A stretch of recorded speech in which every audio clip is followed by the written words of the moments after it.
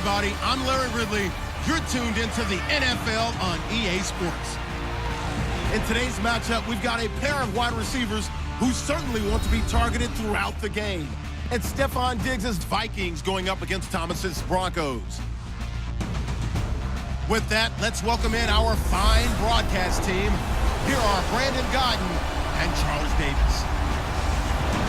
Larry, we are at the foot of the Rockies, Denver, Colorado, as you get a look at Sports Authority Field at Mile High. A moment ago, through a shower of pyrotechnics, it was the hometown Broncos taking the field as they get set to do battle with the Minnesota Vikings. And we say hi again, one and all. Brandon Gaudin here as we count you down to kickoff. And I turn to my partner, that's Charles Davis.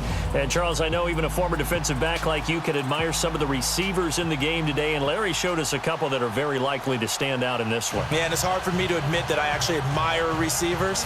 But with their acrobatics, with their speed, with their moxie, and the way they go up and get the football, they can change the outcome of a game in an instant.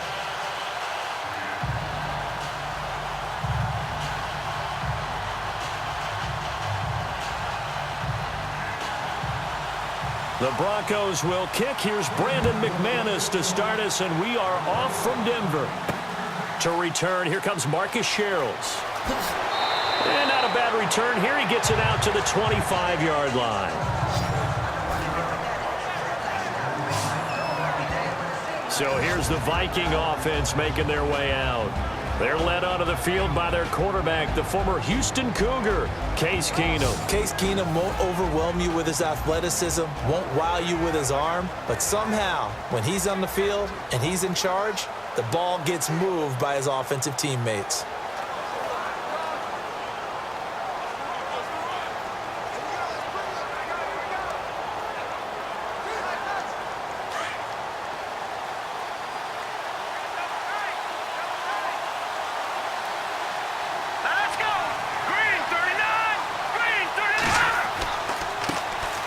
Now the first carry for Dalvin Cook. And they're able to get this one across the 35. A nice pickup there of 11 yards, and it'll move the sticks. Let's just go ahead and state the obvious. You're going to want a big game out of that guy. Big-time run to get things started. But even more importantly, coming in on the road, trying to silence the crowd, take them out of it a little bit, slow down the emotions of the game, and get yourselves under control and feel like, yeah, we're going to be okay on the road. Green 39! Green 39! They run the counter with Cook. And the reinforcements come in as they're going to stop him behind the line.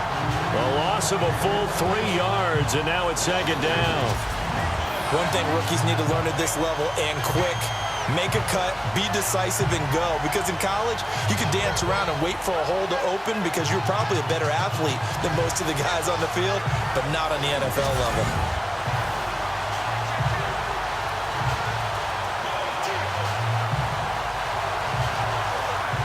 Second down, offense behind the sticks here. 2nd and 13.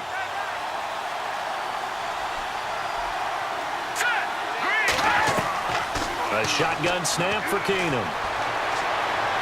And he's just going to get rid of this thing. To no one here. He throws it away. And now it's 3rd. Let's take a look here at the offense for Minnesota. It's been quite the evolution for Stephon Diggs because when he came out of high school, many thought he was the top prospect going into college football. Didn't have quite the career that was expected and actually got drafted lower than what many people thought. But boy, is he playing to a top level now while he's in Minnesota.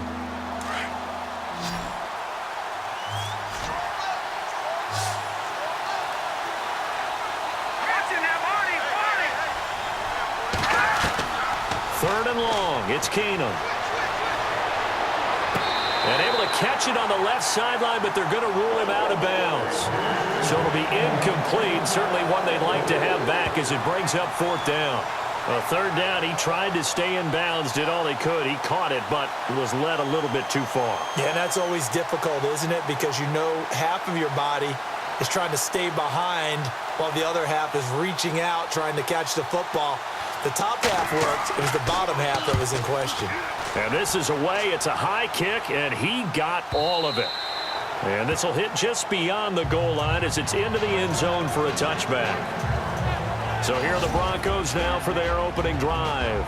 They're led out by their quarterback out of Northwestern University. It's Trevor Siemian. This young man is near and dear to my heart. I saw him play in high school. Olympia High School in Orlando, Florida, where he was a prolific passer, real smooth in delivering the football. Had to sit a while at Northwestern before he got his chance to be a full-time starter. Showed his potential. Drafted late in the process by Denver. And now he's got a chance to be a starter in the NFL.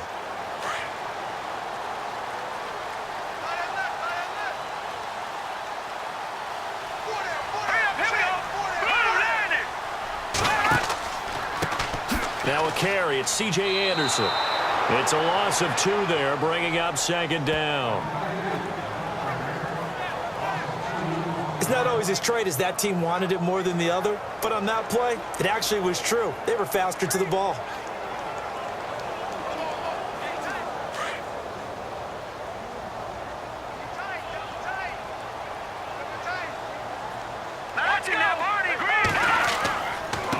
Now a run with Anderson. And he showed off the athletic juke. Good little gain there. Not a whole lot of real estate, but a nice carry. That one good for 10 yards. And that's going to lead to a third down. Look, the first down marker is out there, but sometimes it's hard to find for an offense when they're in a long yardage situation, which usually means throw the football. In this case, they went against the tendency and ran it. And boy, the reward was there. A big pickup. And guess what? It's now third and very short in order to try and pick up a first down.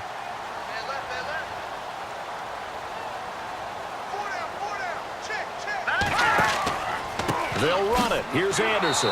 And he's going to lose yardage and be backed up to the 25. He loses 4, and it brings up 4th. The insistence of speed at every position is really seen at the defensive end spot. These guys in the old days were often outside linebackers. They just pushed them forward because they wanted to play fast and get to the quarterback or the running backs quicker than ever before. On 4th down, it's Riley Dixon on now to kick it away for Denver. Back deep is Marcus Sherrills.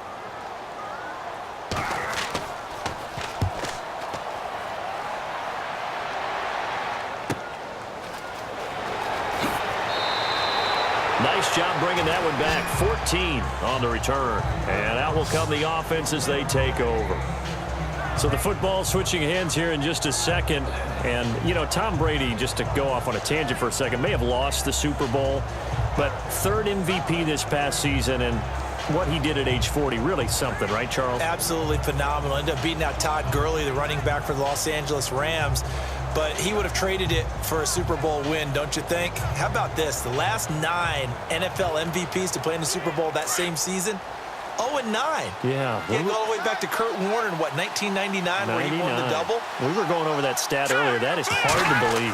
But he would have been the MVP had the Patriots pulled that one out. Yeah, he still has 5 rings, though. 5 Super Bowl titles for Brady. And he takes this up right near the 45-yard line. 5 yards is the tally on first down. That brings up 2nd and 5. Partner, your thoughts on this D-line? I love a unit that can control the run and get after the passer. This is an all-around terrific defensive front. Hard to move the ball against them on the ground, and then when you want to throw it, look out. Here they come after the quarterback.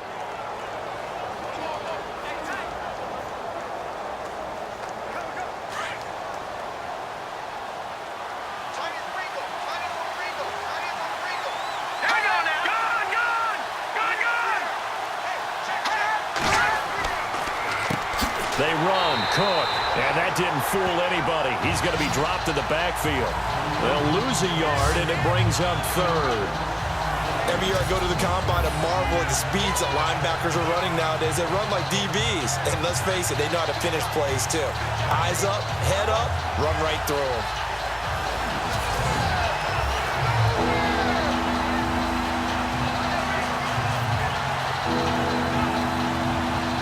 So 3rd and 5, defensively expecting pass. They've got 6 DBs out there. Hurry up, here we go. Green, 39. To throw, it's Keenum. And he's able to find Diggs. And he gets this one across midfield for the first down to the 46. A nice pickup there, 10 yards, and it'll move the sticks. But it appears that they read man defense and went to the out route, and what you have to do on that one is the receiver's got to make sure he works the defender towards the middle of the field to give himself space to cut to the outside and have that ball delivered with good timing, and they got it done. So here we go, 1st and 10 now.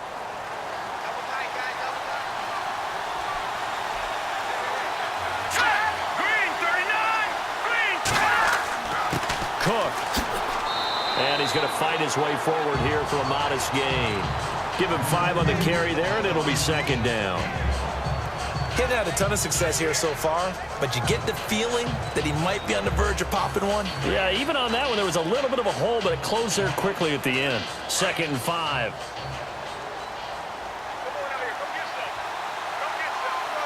Let's go.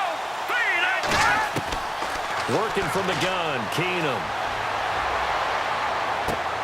And he gets this one all the way down inside the 20-yard line. That one goes for 24 yards.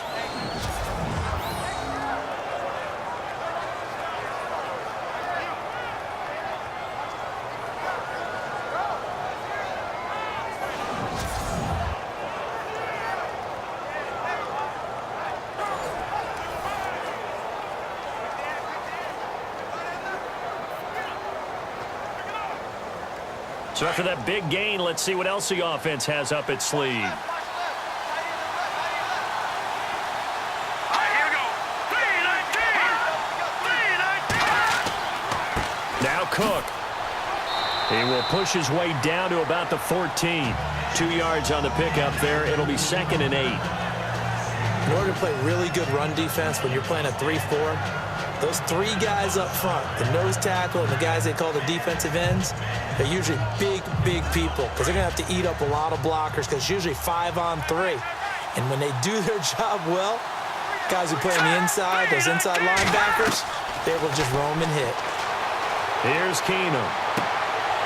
And incomplete there. A nice hit. Jars the ball free and brings up 3rd down. They'll put a check mark in the box where the defense coordinator was saying, how well can we stay with these receivers if we're in man coverage? Because he just did it on that one. Force the incompletion. That'll allow him to get bolder with his pass rush, won't it? Absolutely. Frees up your guys elsewhere. All right, here we go. Throwing on 3rd down. Keenum. Nowhere to go here. He lost the football.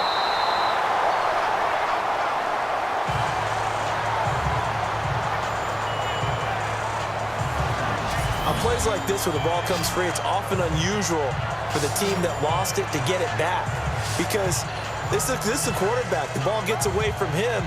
Everyone else is trying to execute what they're supposed to do on offense. They're usually looking in the other direction, downfield, or have moved away from him. In this case, though, a teammate is able to come up with the ball.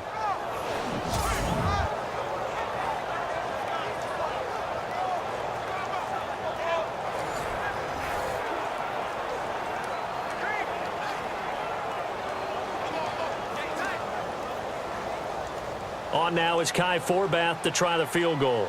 From the left hash, this from 39.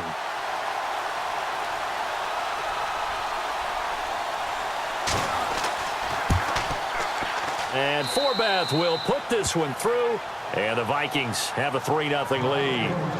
So the scoring drive encompasses 9 plays, but the net gain, 3 points. And you're going to have drives like that in this league. Sometimes you just got to take the 3 and move on. Always better than nothing.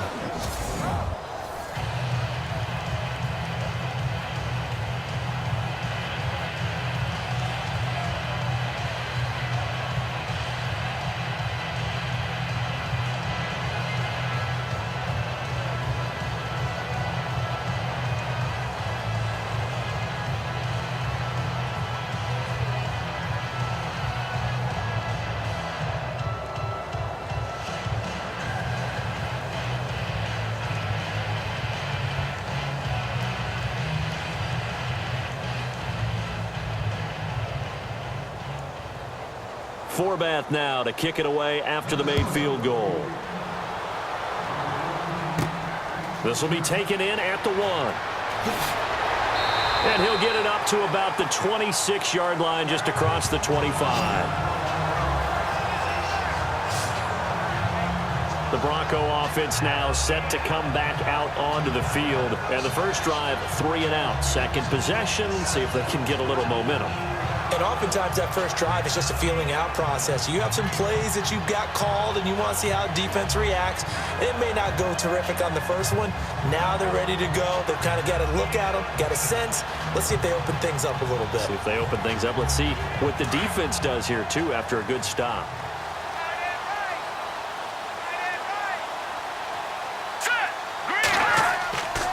First down. Here's the run with Anderson. Only a couple there as he'll be brought down about the 28.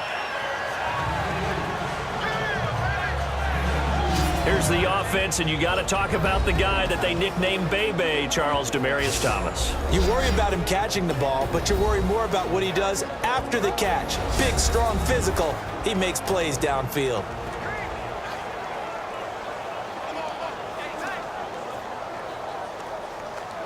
So the offense looking at a 2nd and 8.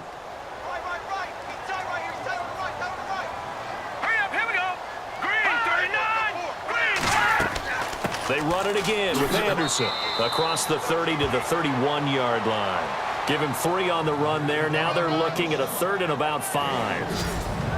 Quickly now a look at the defensive starters for Minnesota. Let's take a second here to talk about cornerback Xavier Rhodes. And what I love about his game, his long arms and strong hands. When you put him in press coverage, it's really hard for receivers to get off the line of scrimmage and get into their routes. Had what most thought was his best year in 2016. The trophy case agrees. His first Pro Bowl.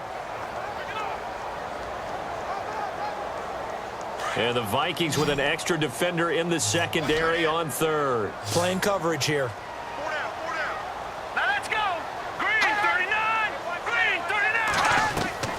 Back to throw, Simeon. But he will have a man, Demaryius Thomas. And he's going to be stopped dead in his tracks. It'll be a pickup of 16 and a Bronco first down. I don't care how many times we see it. I still get a kick out of watching quarterbacks and receivers do the pass tree in pregame warm-up. But I always remember that when we go to practices, we see that after practices as well. They really tune it up, don't they? They tune it up. They know why they do it for these situations. First down. And they build that trust, and that's why they're able to find him in this type of a situation. Green, 39. Green, 39. Getting the call is Anderson running left. And very little running room there. He did get a couple up to the 49. Well, he was looking for some running room, and there wasn't a whole lot of it there on that play. I think he was lucky to get a couple yards out of it because those defenders, they were rallying to the football pretty quickly. See if they stay on the ground for 2nd down. Watch tight. Tight end's right. Watch tight. Tight end's right. Hurry up. Here we go. 3-19. 3-19. To throw is Simeon. And the hit jarred it loose. It's incomplete. That would have been a great catch, but it's real difficult to hold on to it because it was contested all the way. Would have been a great play if he'd been able to haul that one in.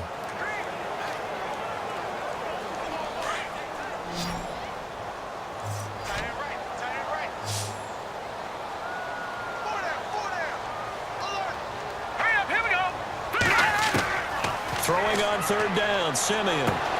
And the catch made. This is Emmanuel Sanders. A first down as it's Simeon with a hook up to Sanders. And the hitch route is run really well. That jab step off the line of scrimmage by the receiver, which is designed to back up the defender and give him a little bit of space. All you want there, get that space, catch the football, and then make a move and pick up extra yardage. And that's exactly what he got done there.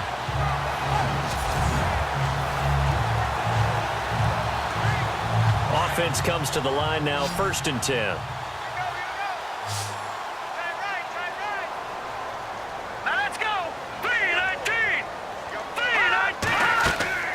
They go play action here on 1st down.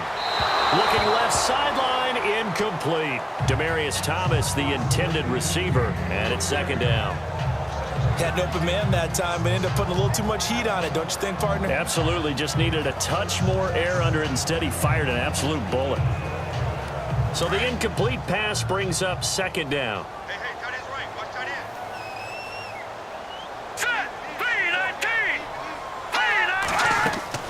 They'll run it now out of the gun. Takes this to the 32, maybe the 31, and then the defense rallying quickly after that broken tackle. They get 6 here after the incompletion, and it'll leave them with a 3rd and 4. You know what really fires up offensive linemen? When the guy that is carrying the ball behind them can create his own space and break a tackle along the way. The Broncos on 3rd down. They've been okay, 2 for 3 thus far. This is 3rd and 4. Here's Simeon. And that is incomplete.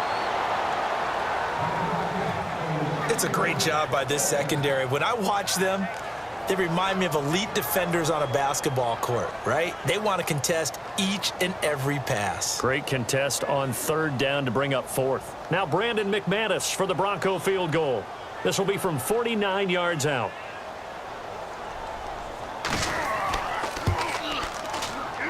And McManus able to put it through, and that will tie us at 3-3. A little bit of lower trajectory there on the kick, and it worked. Had to do it because he had to drive it out low because of the length of the kick.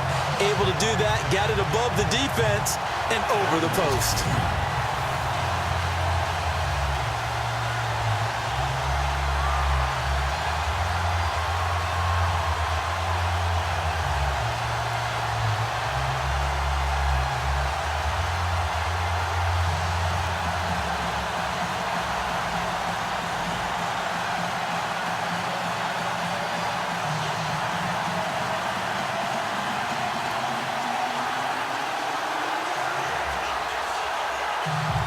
So a tie ball game here as the kick's away. This one fielded at the 5. And a nice return sets him up pretty good here at the 30-yard line. Vikings coming out here again to take over on offense. And this is a crew, obviously, that was so close, Charles, to becoming the first ever team to play a Super Bowl in their own stadium. So disappointment in that last game against Philly, but overall, I think they've got to be pretty pleased with the season. They have to be because they put it all together. Won the NFC North. How about that win over the Saints in the divisional round? I mean, I don't know that they'll ever top that in terms of getting something done late in the game, especially with what was on the line. They do get Dalvin Cook back at running back next year. I think they'd still like to have a little more speed at wide receiver. But all in all, this team comes back pretty well intact and will be a force for a while. Yeah, that defense is pretty set. Very much so. I mean, they try and move the ball against their front and then try and throw it against Xavier Rhodes. Good luck to you. Partner, I think from our experience together, we have learned that most offensive coordinators are going to tell you, if I'm going to run the football on 1st down, I've got to get at least 4 yards. They got 5 here. They've got to feel pretty good about that one. Now Keenum throwing on 2nd. No, he doesn't have it. Maybe some alligator arms there going over the middle. 3rd down. It's rare that a receiver of his caliber would drop one pass, but that's now 2 times he's had his mitts on one and lost him. Yeah, and I don't think that they're going to lose confidence in him, though, because of the track record. Such a good player, maybe having a bad game, but I think they'll still go to him in a critical spot.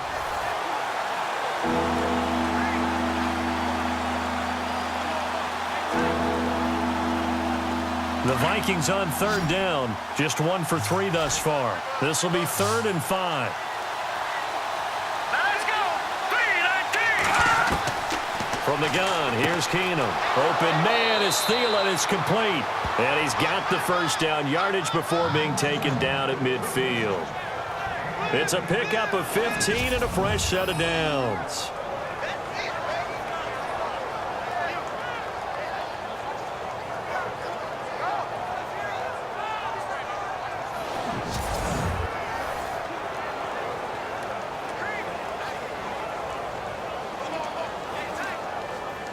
Fresh set of downs here. Single, slot. Hey, all right, here we go. From midfield, here's Keenum. And his throw's going to be incomplete. He was looking for Adam Thielen there. That'll bring up second down. Well, too much oomph, too much mustard there on that pass. Yeah, really turned it loose, didn't he? Really cut loose with that one. Sharp, strong. Didn't lead to a completion, though. Made it very difficult.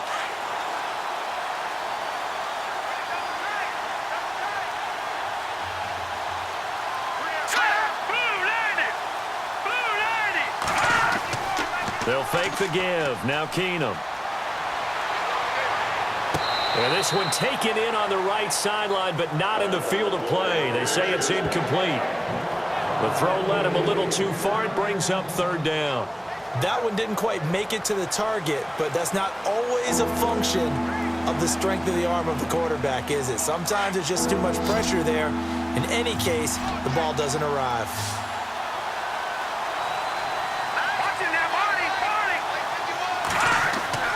From the 50, it's Keenum.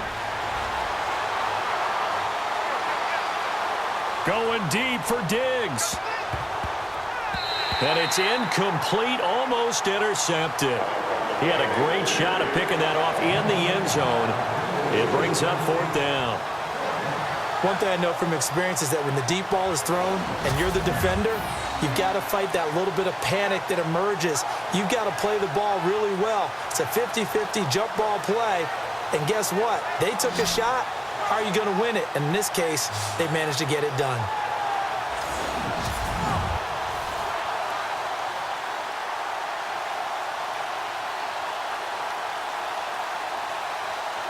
Here's Ryan Quigley now. He'll boot it away from about his 35.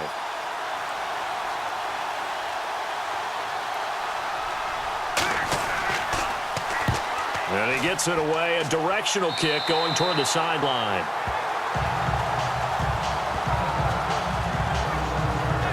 Now the Broncos offense, they get set to head back onto the field. And after the field goal last time, we'll see what they can get here. At least they got points out of the last drive, Charles.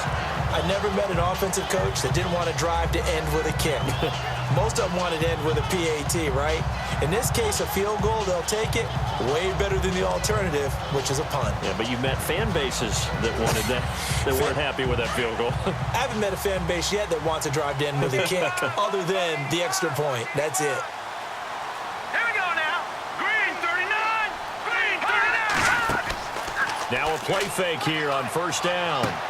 Sanders has it over the middle. And they'll take him down at the 31-yard line. That throw good for 4. It's second down. One thing I can say pretty safely, that route is not called if you don't have a guy who can throw the ball and put some mustard on it. Because if you're going to lollipop it in the middle of the field, bad things usually happen. It takes a strong-arm guy who can rifle it in there, and they were able to successfully complete that one.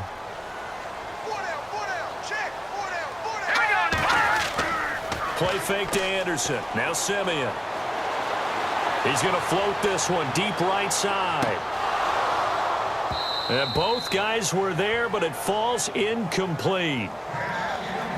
A lot of contact there, but there was no way it appeared that he was going to get a flag on that one. Looking for it, but he wasn't going to get it. And as an ex-defensive back, you love it when they let you play and jostle downfield.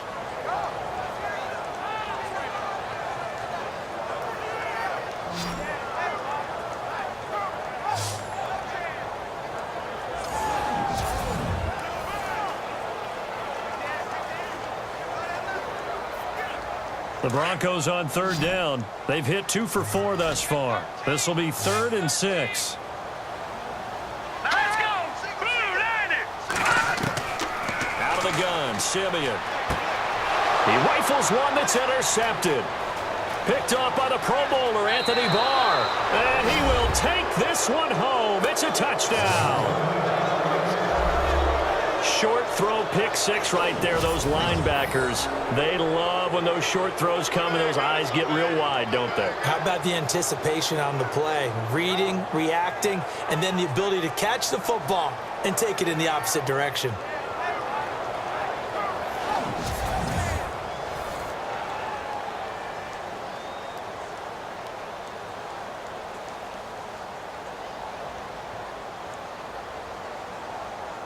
Kai Forbath on for the extra point. And it is up. And it's good. That'll make our score 10-3 now. So the defense creating some points, not only getting the interception, but then returning it to the end zone for the pick six.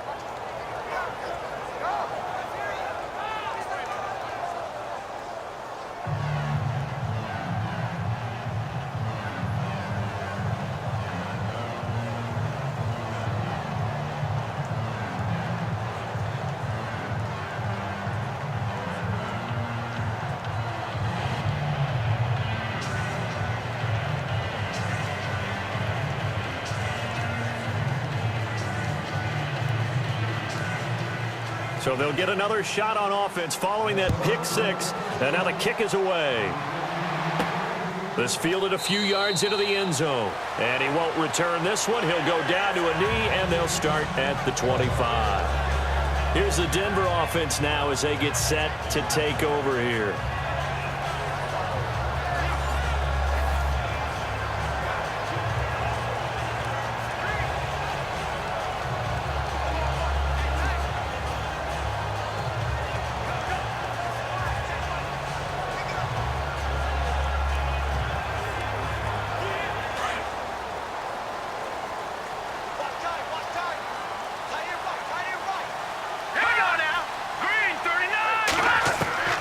Simeon on first down. The catch is made. Benny Fowler.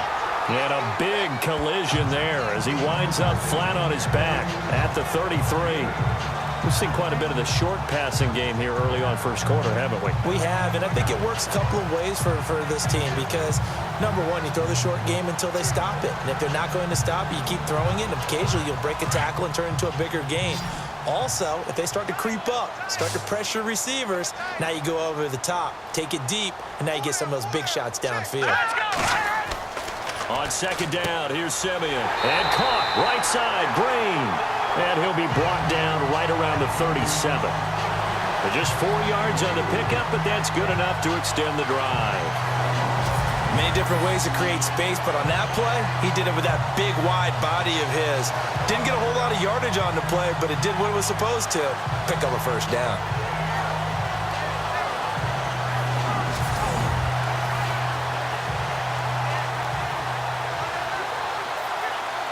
First down and 10 now for the offensive group.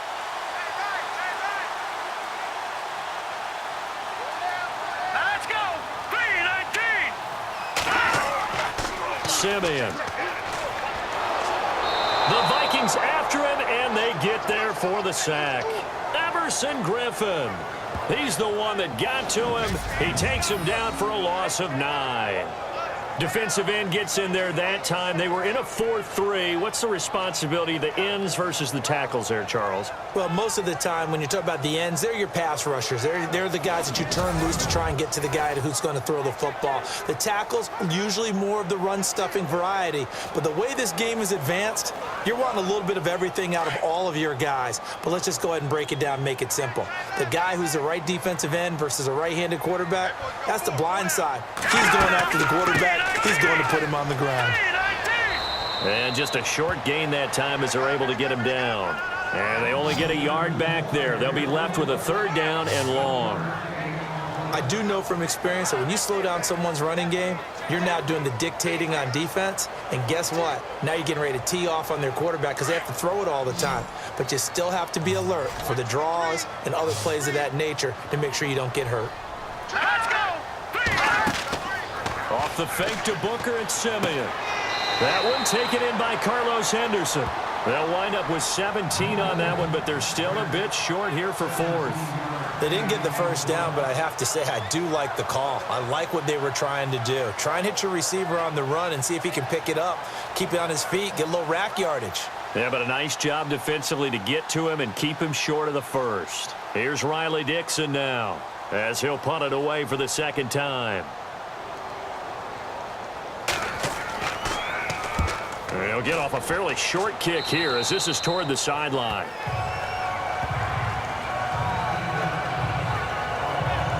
Now the Vikings offense works their way back onto the field. They're out in front. Last time they had to punt it away. We'll see if they can add to their lead now.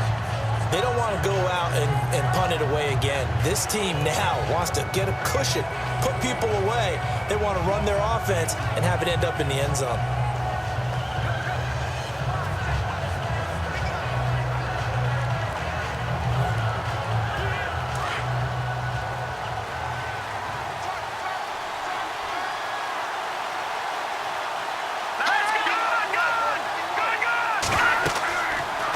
Play fake, Keenum.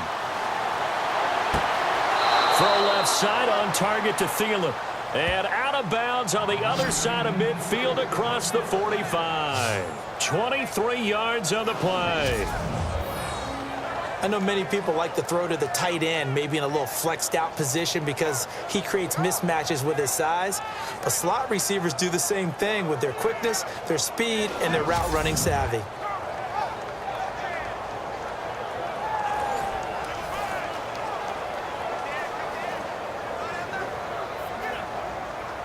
So the offense has it 1st and 10.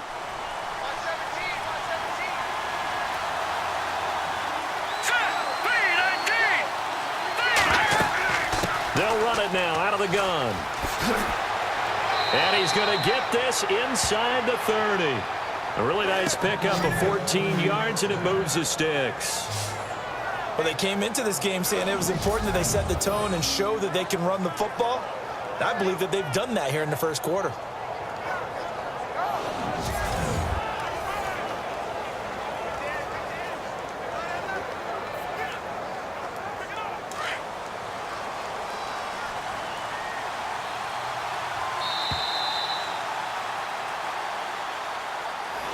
Now, prior to the snap, we hit all zeros as time has run out on the first quarter of play. The Vikings are in the lead early. Charles and I back to Denver after this.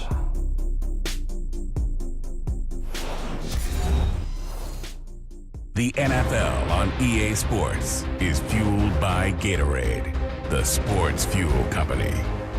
Back now with Charles Davis. I'm Brandon Gaudin. Second quarter begins with the Vikings holding the football, and they've got it here with a first down.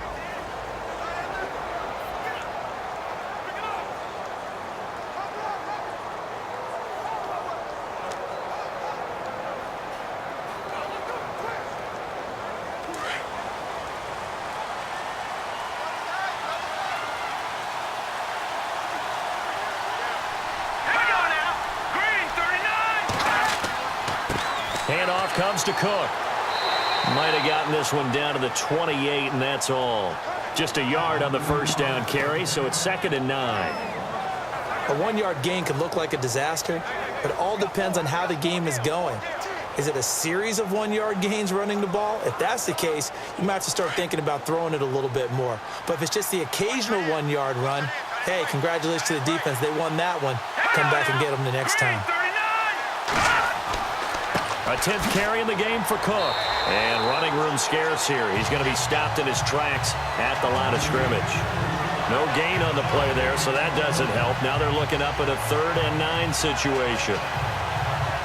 So nothing there. I don't know that that's all in the back, though. You got to look at blocking there, don't you? I would agree with that totally. At some point, they have to win at the point of attack. Instead, it was the defense getting it done again and holding them to no gain. Throwing is Keenum on 3rd down. A dump down to McKinnon. And they'll be inside the 25 now at the 24. 4 yards on the pickup, and that's going to make it 4th down. One hallmark of good defenses is understanding the game, understanding positioning, and tackling immediately in the secondary after catches. I think we just saw that on display right there. Got to him before he ever had a chance to think about turning it upfield.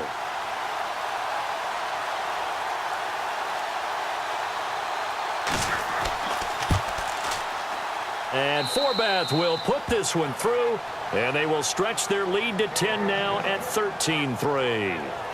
So no problems there with that one as they're able to put 3 up on the board. Yeah, it's pretty much a winless night. There's only a very light breeze, so it's a perfect night for kickers.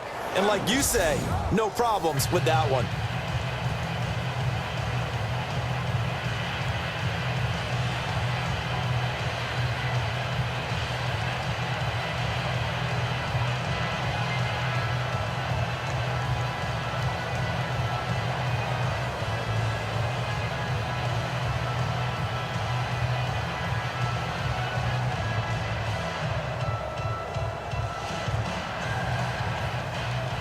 Forbath now to kick it away after the made field goal.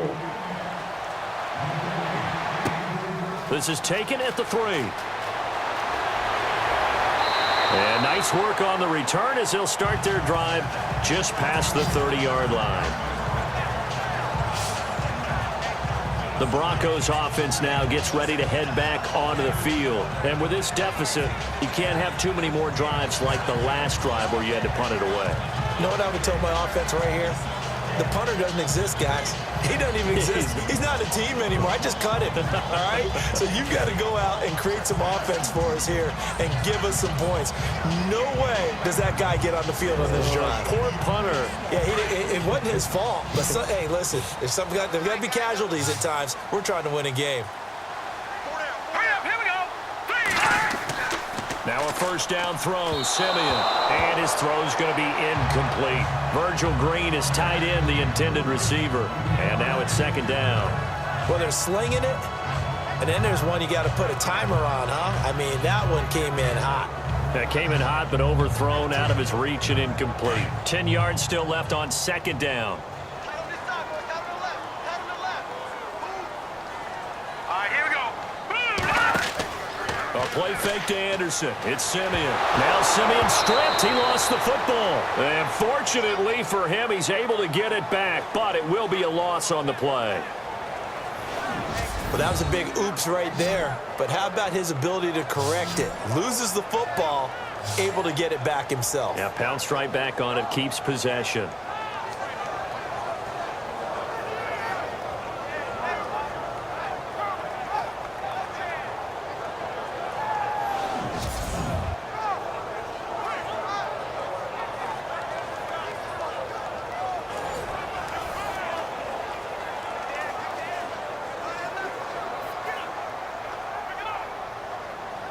Simeon in need of something big following that sack, facing 3rd and long. Let's go. 3-19.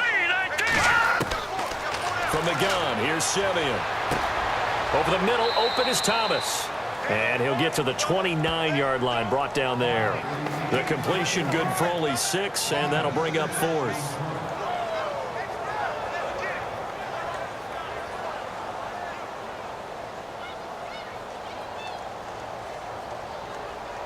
Here's Riley Dixon now as he's on to punt for Denver.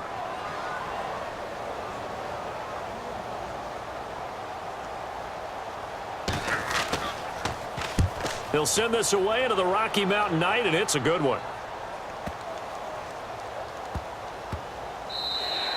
And that one hits at the 7, but bounds into the end zone, and that'll be a touchback.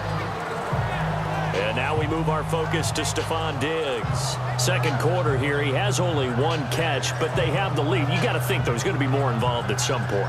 That's what you would expect, but sometimes what defenses do to take away a player of his magnitude, it costs them in other areas. And right now, with them losing, they may have to change their focus, and maybe he will open up a little bit more as the game goes on. Yeah, well, so far, just the single catch.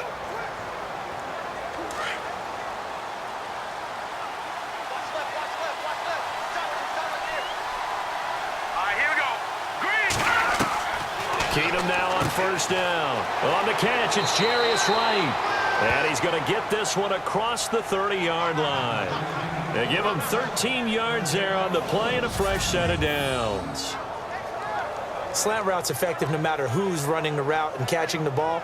But when you have a receiver of that stature, you have to be a little bit more precise throwing it. You don't have the same catch radius with the bigger targets.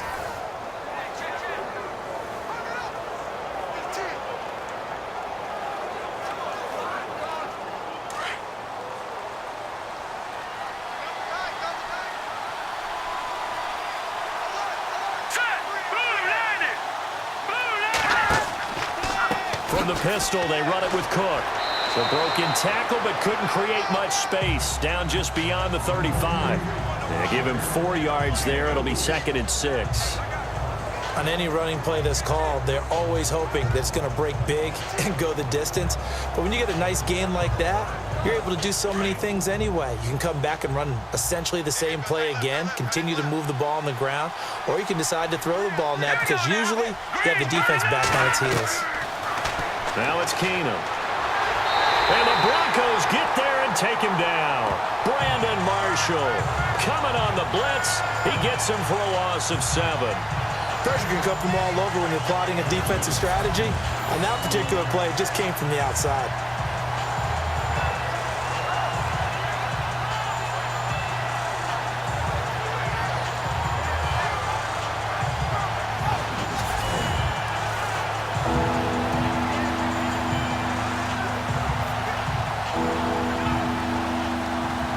The Vikings on 3rd down. They've converted just 2 for 6 thus far. This is going to be 3rd and 13. Out of the gun, Keenum. And he's going to go down again. Von Miller in there to get him for his 2nd sack of the night. Brandon, what I remember most about playing with guys who knew how to rush the passer, they would just tell you, just cover people for me, just long enough for me to get there. And that's exactly what happened on that play.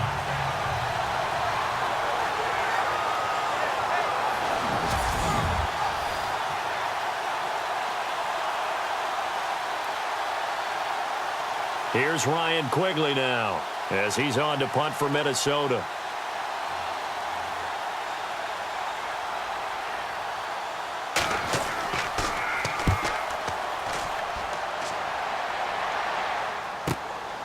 This is taken at the 23. A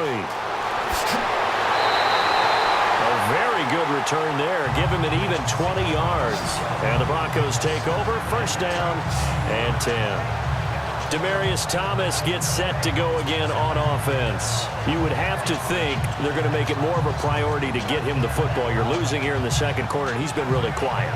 I think all we have to do, and it's too bad we can't actually see the actual play sheet now from the coordinator, because he's looking down at that and saying, okay, do I put him in different spots?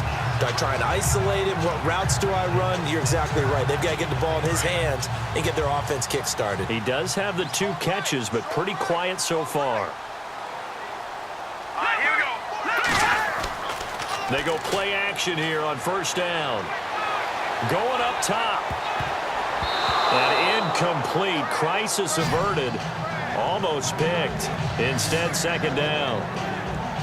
A pretty rocky start in this game for the guy throwing the ball. Already has thrown 1 interception. Almost threw a 2nd one right there. All he's doing right now is giving the defense a whole lot of confidence.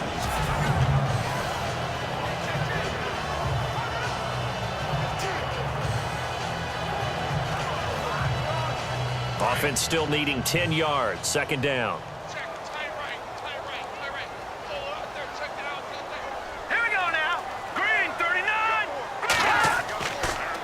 Handoff comes to Anderson. And he'll be taken down, but not before he gets into enemy territory. A 10-yard pickup, and it's enough for a Broncos 1st down. Well, so much for him being bottled up throughout the day. Finally finds a way to break through and get a really nice gain. The defense had felt great about what they had going. Now they've got to turn their attention to getting it back in that direction. Can they bottle him up again? Because I'd say after that run, confidence is pretty high for him. 82's moving. 82's moving. Now let's go. Green 39. Green 39. Hot.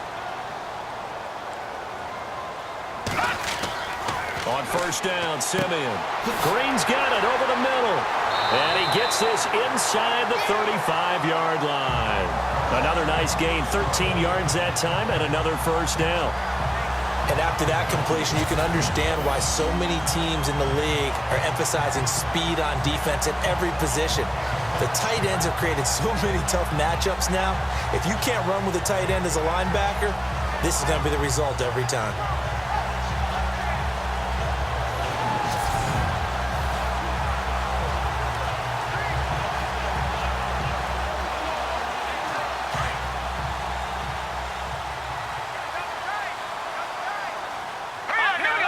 Green 39. Green 39. 10th carry now for Anderson. And this has been a recurring theme tonight for sure. Nowhere to run. Back to the line of scrimmage, that's all. Call it no gain on the play, and it'll be 2nd down. No gain on that run, and while this team is down, they're not out of it by any stretch of the imagination. Maybe you just have to think about different style of running in order to get this guy going. All right, now look at 56. Again, Anderson. And he'll get a little over 2, maybe a full 3 down to the 32-yard line. The best defensive linemen, they play with great leverage so they can get low and not get bowled over by offensive linemen. They have excellent hands. They can throw people off on a play. We just saw a great example of a really good run stop by a guy playing the defensive tackle position. All right, here we go. Green, 39. On third down, Booker. And he gets this down to the 18, good enough for a first down. That one good for 13 and a Denver first down.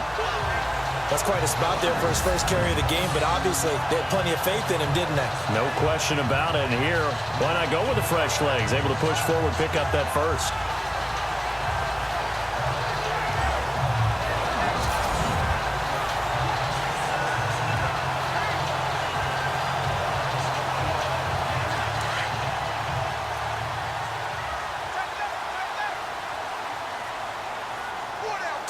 Green, 39.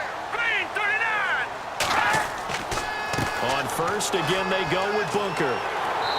And able to push his way forward here for a good little gain. 5 yards on the carry. Good pickup on first down. That's a strong pickup right there on first down. And as this drive goes on, we're seeing an offensive line and running game imposing its will.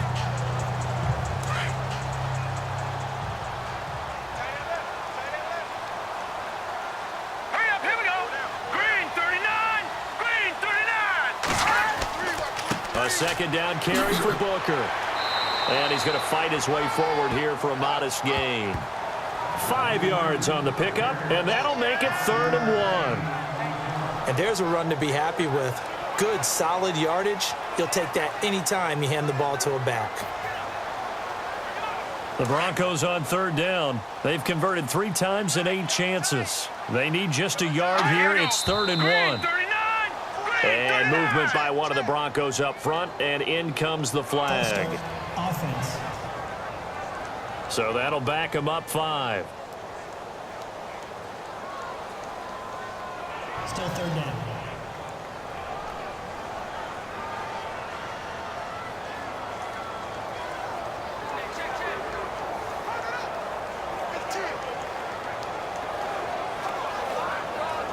The Broncos on third down. They've converted 3 times in 8 chances. This will be 3rd and 6. Here we go now. Blue landed. Blue landed. On the draw, Simeon gives to Charles. Only a yard on the pickup there, and it's going to leave him with a 4th down. Well, this was just simply excellent defense. On this 3rd down, they had to be alert for the possibility of a pass, but that didn't stop them at all from understanding what was going on when they decided to run the football, and they just swarmed and stuffed them for almost no gain. Now Brandon McManus for the Bronco field goal.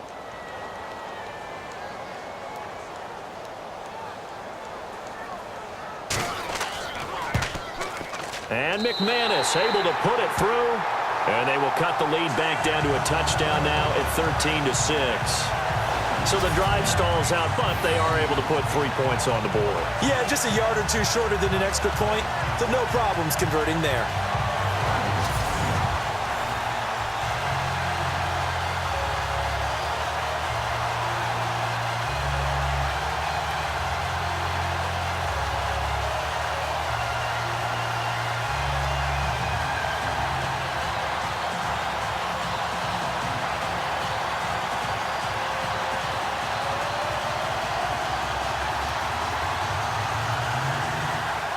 After splitting the uprights, McManus to kick it away.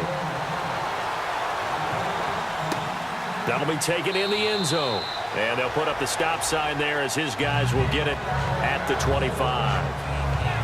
And our attention here turns to Latavius Murray. And he's had his chances in this game. He just hasn't been able to find any daylight so far. Patience, patience, patience. And that's the hard part for a runner because they expect every run to be a big one for something to pop. So they have to sometimes go through the struggles before it happens for them later in the game. But you got to give credit to the rest of the team. They've worked around the fact that he hasn't had his normal big game. Yeah, despite his struggles, still winning here in the second quarter.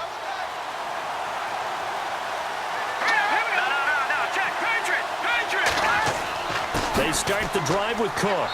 And he is swallowed up right at the line of scrimmage. Officially no gain on the play, and it's second down.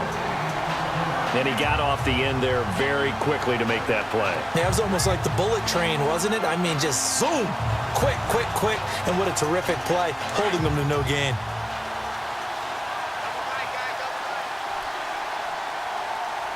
Let's go.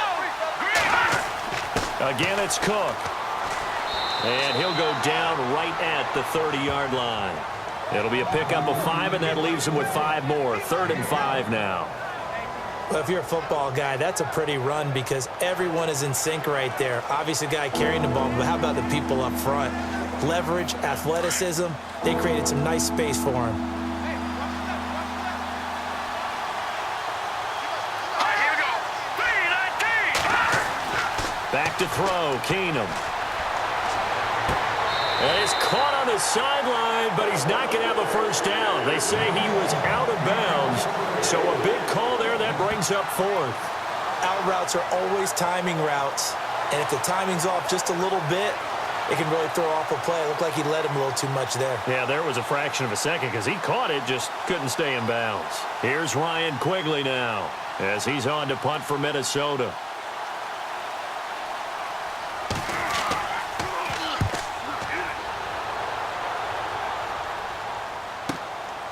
Fielded just inside the 20. It's a 49-yard punt, but subtract 9 there for the return. And possession will switch hands, 1st and 10. Now this Broncos offensive unit ready to head back out onto the field. And last time they got 3 points, but it was a chip shot field goal. And when you go to the sideline after a chip shot field goal, maybe the offense not too happy. It's a balancing act, isn't it? Because you're exactly right. They're none too pleased that they didn't punch it in for 6 points. But they also have to remember they did put points on the board. 3 points is 3 points. And in this league, you take points when you can get them. Not easily done.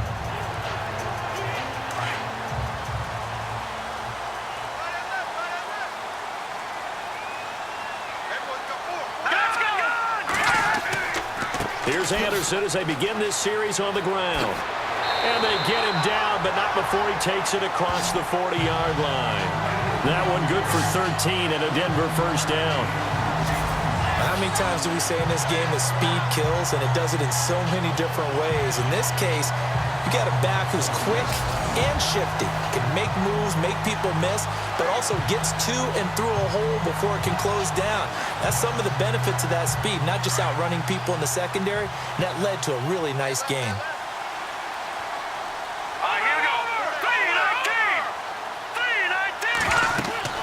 They run again on first down. Anderson. And he's going to take this one up only to about the 44-yard line. Give him 3 on first down. It'll set up a 2nd and 7. Some of the most unselfish players on any football team, defensive tackles, because we ask them to just eat up blocks, allow other people to make tackles. But when he can make a play himself, as we just saw there, that's a big day. And movement by one of the Broncos up front, and in comes the flag. False start, offense. So this will be accepted as it moves the offense backwards. Still second down.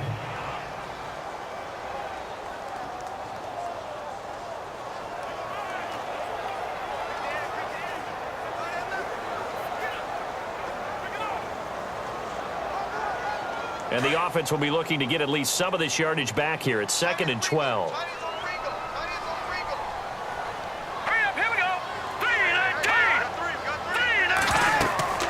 Following the penalty, Anderson. And a good swarm to the football defensively as they get him down at about the 40. 1 yard officially on the pickup, and it'll leave him with a 3rd and 11. But now they're in a spot that every team tells us when we have our production meetings they don't want to be in, 3rd and long. And that's because those back-to-back running plays just didn't accomplish a whole lot. The Broncos on 3rd down. They've converted a 1/3 of their opportunities, 3 for 9. This is 3rd and 11. A shotgun snap for Simeon. And able to catch it on the left sideline, but they're going to rule him out of bounds. So it'll be incomplete. Certainly one they'd like to have back as it brings up 4th down. Well, they've had a pretty frustrating first half here offensively, and then just continued there with that incompletion. Yeah, definitely frustrating for them, but heartening for the other guys. Those stop troops, they're enjoying things right now because they've made it very difficult for them throughout the half.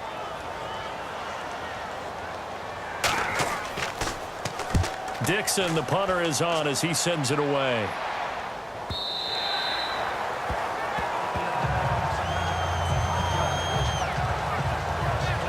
And you see Dalvin Cook and the offense heading back out.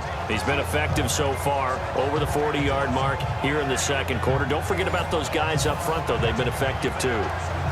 The leverage game has been in their favor. They've been the ones who've been able to bend their knees, drop their hips, and get a little bit lower than the guys on the other side of the football, and they've moved them out of the way for the runner. Sometimes that's tough for those big fellas. Not an easy thing for them to do.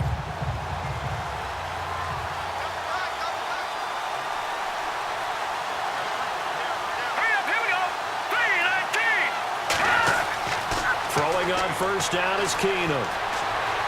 And some room to work. And he'll slide down to avoid the contact. It's a gain of 9 yards.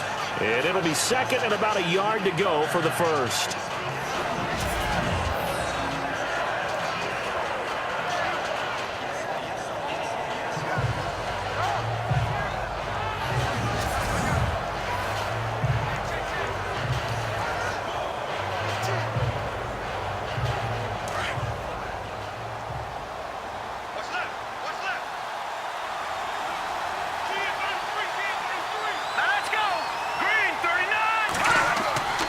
On second down, Cook.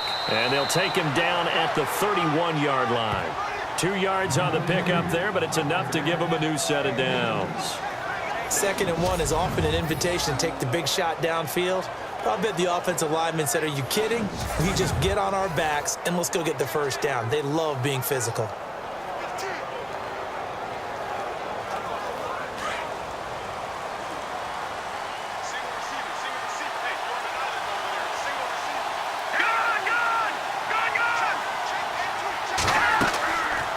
Play action. Keenum. Oh, he's got a man wide open, complete. And he will score. Touchdown, Vikings. Jarius Wright, 69 yards. And the Vikings are going to add on to their lead.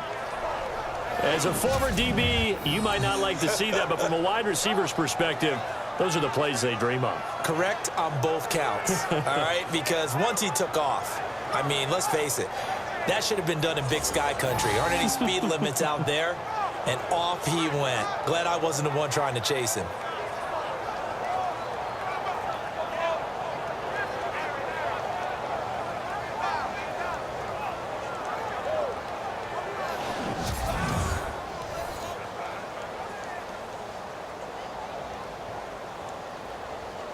Now Forbath for the extra point.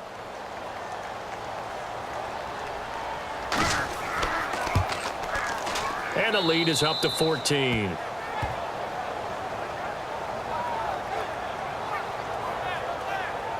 So the drive there, they went 80 yards in 3 plays. And it's polished off by a Viking score.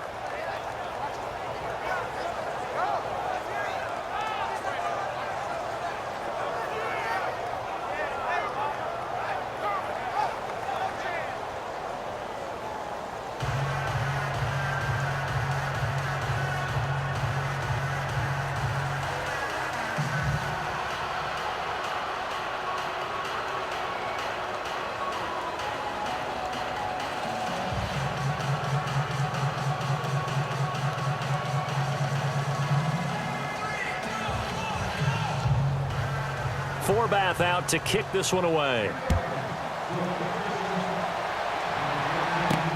This will be fielded at the 6. And he'll be brought down at the 23, make it the 24-yard line. 2 minutes remain here in the first half. Back to Denver right after this.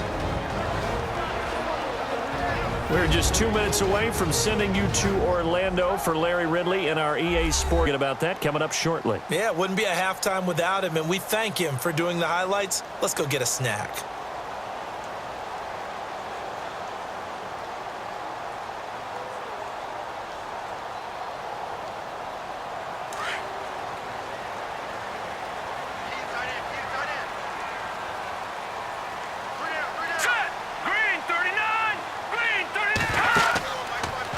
play fake, and it's Simeon. And on the catch right side, this is Sanders. Emmanuel Sanders. And all the way home for a Broncos score.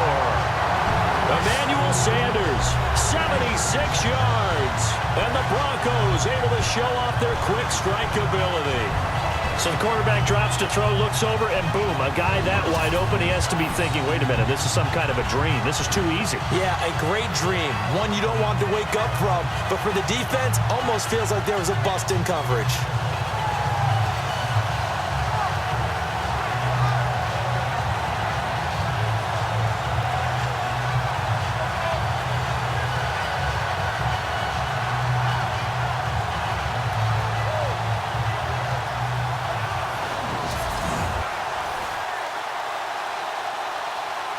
On here, Brandon McManus for the point after. It's up and good, a 7-point margin. It's 20-13 now. And we can break that scoring drive down pretty easily. One play, a long touchdown pass into the end zone.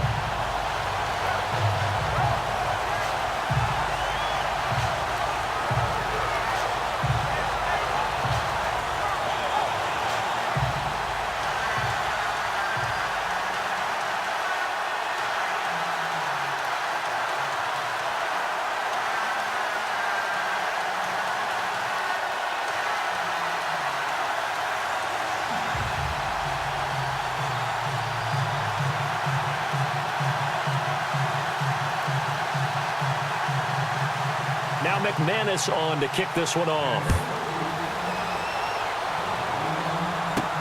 This fielded a few yards into the end zone. And a couple yards deep, he'll go to a knee. He won't return it. And he'll take it out to the 25. Now Case Keenum and the offense heading back onto the field. They've got the lead. He's a big reason why. Looking sharp so far. And as we travel around the league, we see quarterbacks get it done in a variety of ways.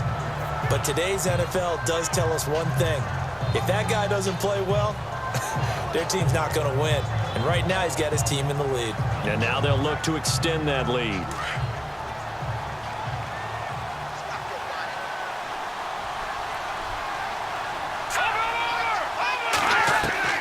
Now a first down throw. Keenum. And he's got the hook up here. It's Kyle Rudolph. And they're going to get this one all the way out across the 45. 23 yards on the play. There's a completion to the tight end, and I think that we're looking at something out of central casting, frankly. Absolutely. He's got the size, the hands. Speed. I mean, can flat out run. You put that whole package together, you light up the eyes of an offensive coordinator, don't you?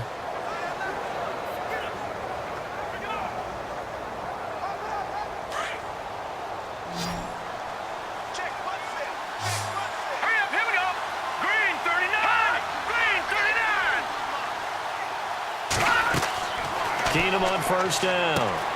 They'll try and set up the screen. It's complete.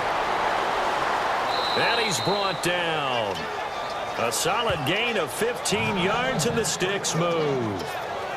When you run a screen pass really well, you got to like the look of it because so many parts come together to make it work well. The offensive linemen, where they're faking people out, the back slipping out there, catching the football, then all of them going together as one unit downfield.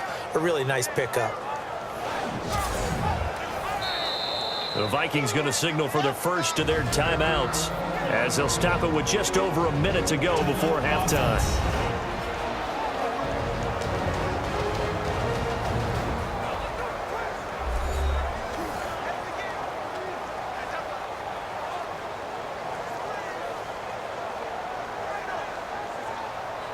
And welcome back, the offensive unit. They took the timeout, and now they get set to line up as we resume action.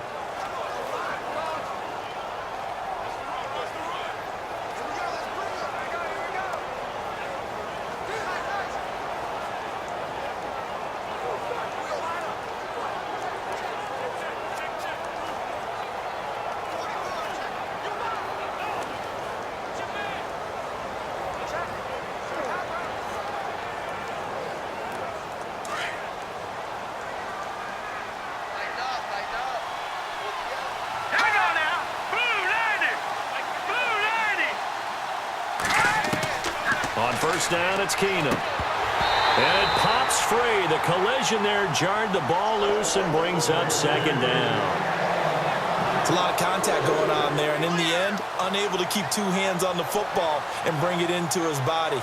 Everything looked pretty good until the finish.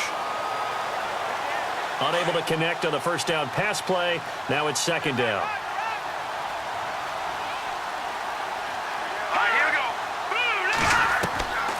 Keenum throwing once more. And incomplete there. A nice hit. Jars the ball free and brings up third down. Feels like they're getting caught in between here because they had incompletions on first and second down.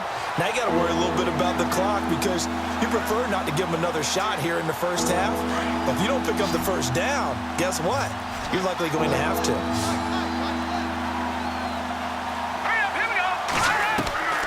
Throwing on third down, Keenum. Nowhere to go here. He lost the football.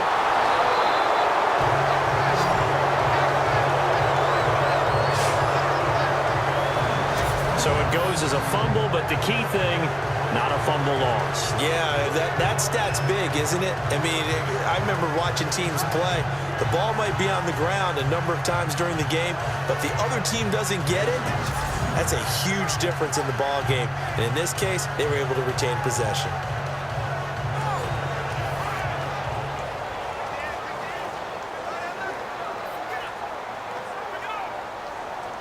Here's Ryan Quigley now, as he'll come on for his fifth kick of the night.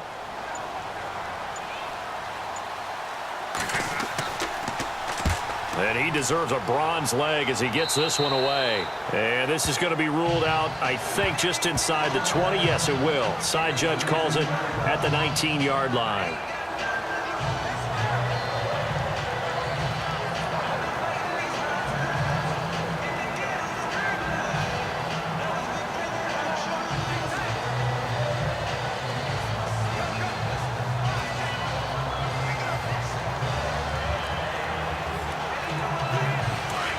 Looks like the defense in press coverage here.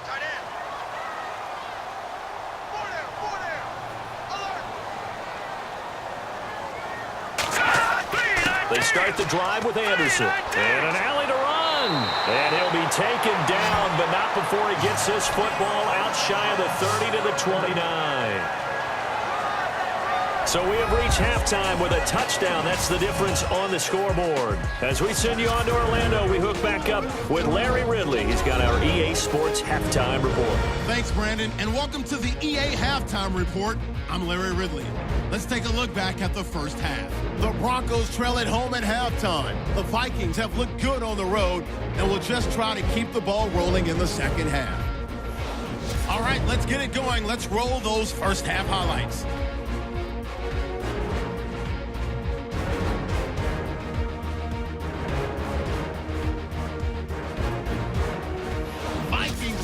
Late in the second. Wright's wide open here on the catch, and it leads to a touchdown. The lead now at 14. Still a little time left on the clock. Sanders is wide open here on the catch, and nobody can stop him on this long touchdown. Broncos trail now by just 7. Staying late in the half. Here we'll get a sack by Miller. This will go for a loss of 8.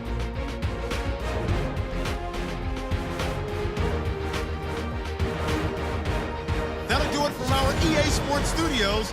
Let's get back to Denver with Brandon and Charles.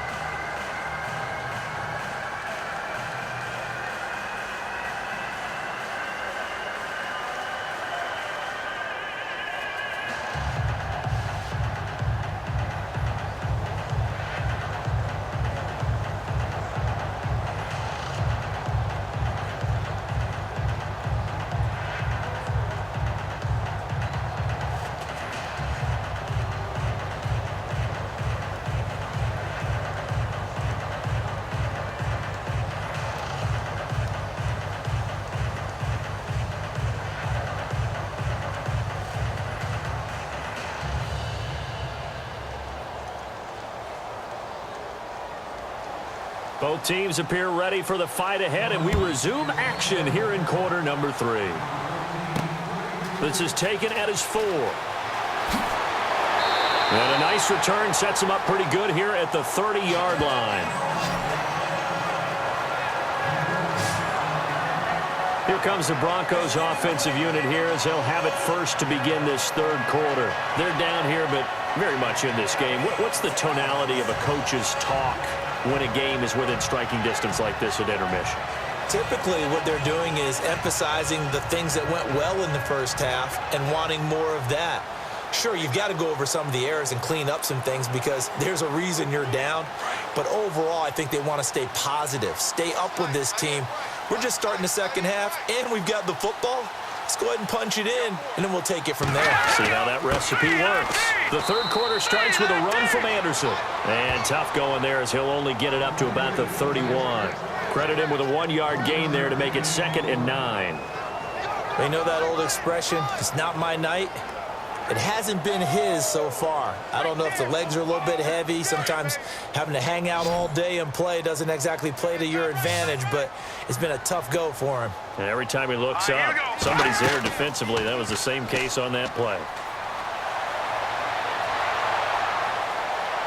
And he fends him off. Looking right sideline, but it's incomplete. He was trying to get it to Benny Fowler that time. 3rd down here. Had the right idea there, trying to throw it to the sideline, but he led him just a little bit too much, trying to get it out to his receiver. Ends up falling to the ground, incomplete. The Broncos on 3rd down. They're hitting at just 30%, 3 for 10. This is 3rd and 9. Let's go! They'll run it now out of the gun. And he's got the first down yardage before he's brought down at the 42. That one going for a gain of 11 and a Bronco first down. So that's what that elbow in my ribs was all about. You thought they were going to throw the ball as well. Absolutely. I think everybody thought they were throwing the football, caught him off guard. Yeah, I'm telling you, when you have the courage to make that type of a play call, a lot of times you actually get rewarded.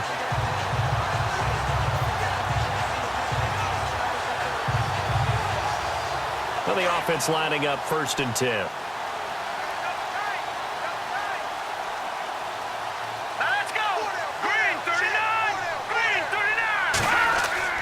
Now a play fake here on 1st down. He's got the hook up here on the comebacker, complete. And he takes this one down all the way near the 30.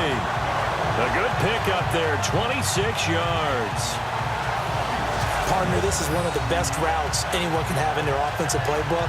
Tough to defend because you think it's a go route, and then he breaks it back on the comeback. There's one other thing you need as well. A well-thrown ball. Exactly right. Got the guy who has some precision in throwing the football because of the timing of the route.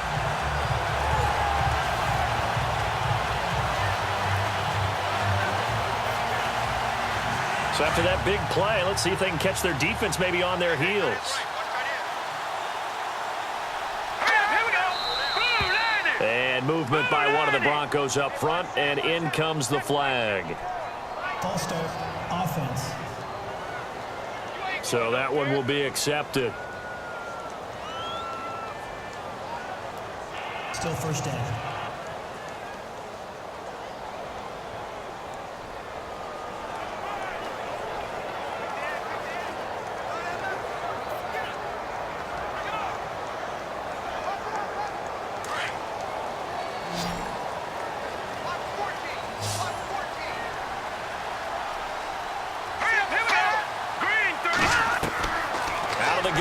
Simeon. And it's caught over the middle by the tight end, Green. And he's going to get this down near the 20-yard line. Broncos on the move here a bit. Nice plays in succession back-to-back. When this offense can get their tight ends involved, they can move the football. Here, a nice route, able to look it in, and picks up the first down.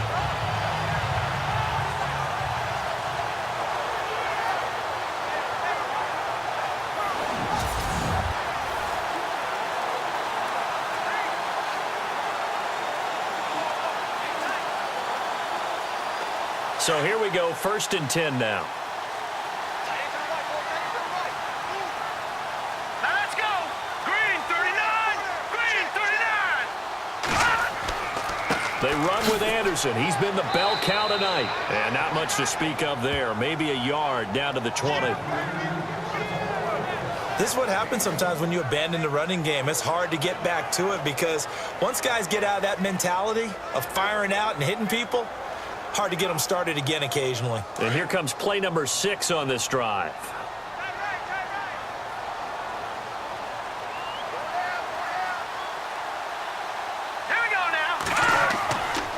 On second down, Anderson. And not able to break away this time as they're going to stop him right around the line of scrimmage.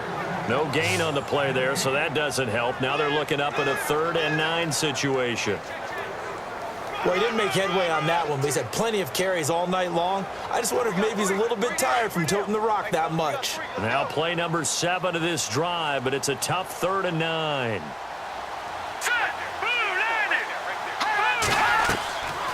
They'll run it now out of the gun. And he'll at least get him inside the red zone here, down to about the 19. Just a yard on the run there. That's going to bring us to a 4th down.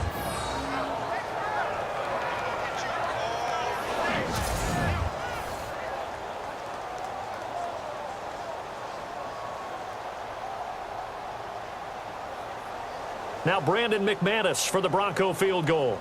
This from 36 yards out.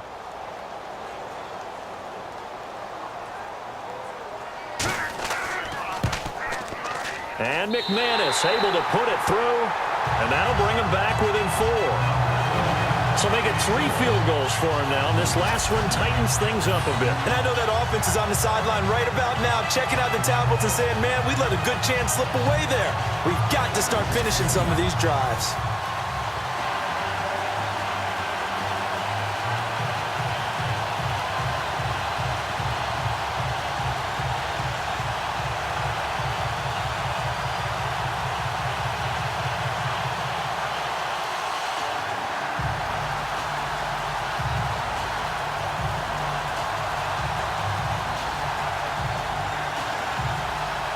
After splitting the uprights, McManus to kick it away. That'll be taken in the end zone. And no run back here. This will be a touchback, and it comes out to the 25-yard line. It's the Vikings' turn on offense. We get ready for their first possession of the second half. And a tight game after punting last time. See if they can get something going on this drive. As they head to the field now, with the game this close, you got to feel there's a sense of urgency for them going on offense right now.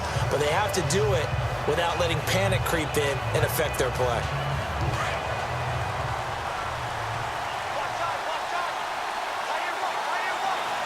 Let's go! 3-19! On first down, Keenum. And they will not get the connection there. It's incomplete. Well, not to get too overcritical there because he knows what he's doing, but his shoulders looked a little off kilter there when he threw that. I don't think you're being overly critical there. You're just analyzing it, and he gets those shoulders right. That pass will go from incomplete to complete. Second down here after the incomplete pass. Here we go now. 3-19! Now Keenum. Looking left side, and he's got a man. That's Morgan. And he's able to get up here to the 26. That catch good for only a yard, and it'll be 3rd down. Well, the strategy was evident there. Get it to your tight end and make it a one-on-one play with a cornerback. Who's usually going to win that one? The tight end, but not there. Not in this situation. How about the corner defeating that logic and making a really nice tackle?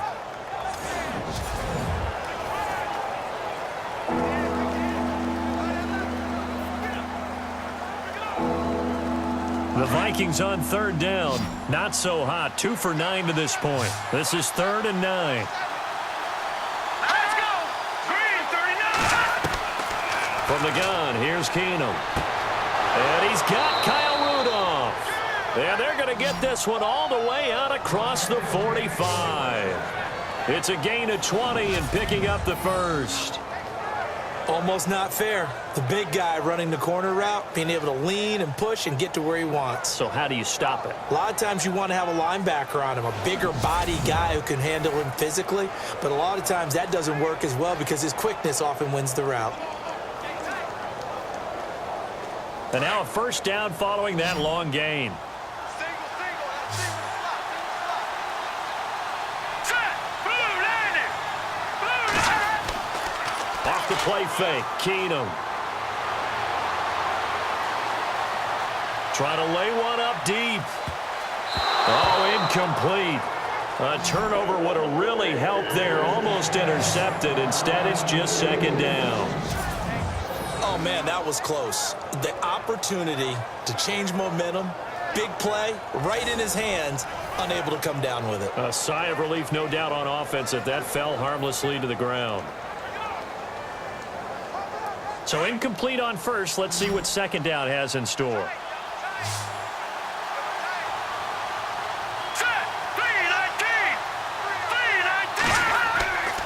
On play action, it's Keenum. Under a heavy rush, and down he goes. Shaquille Barrett in from his linebacker spot. He's able to drop it for a loss of about 10. The amount of sacks that they've absorbed in this game is absolutely extraordinary. Let's just face it. This offensive line, flat out, cannot handle this pass rush. It's been demonstrated time and time again.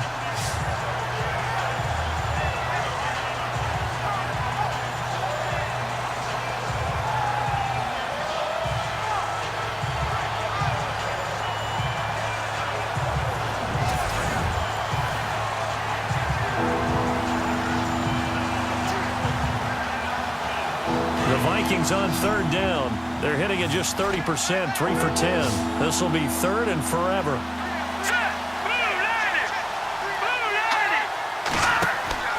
Play action. It's Keenum. Going deep for Diggs. And he fires one that's intercepted. Picked off by the corner, Bradley Roby.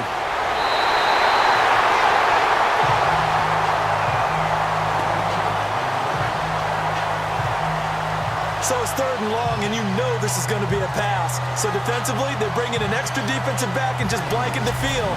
And this is an ill-advised throw right here as it winds up being picked off easily.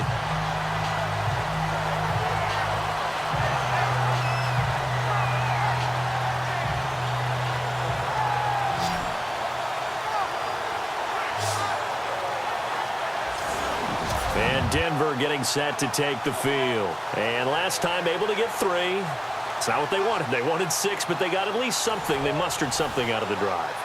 They'll take it. I like the way you've described it. Not ideal, but they'll take it. Anything to put some points on the board.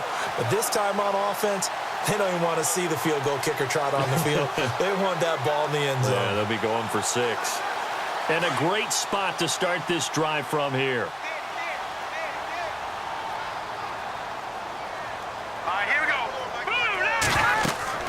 After the interception, here's Simeon.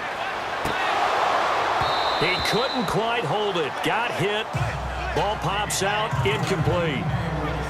That's very well timed there defensively because it's not a bad throw, but the collision came at the exact time he was reaching to bring in the football. Really, really well done. Decent offense, just better defense. I think you're right.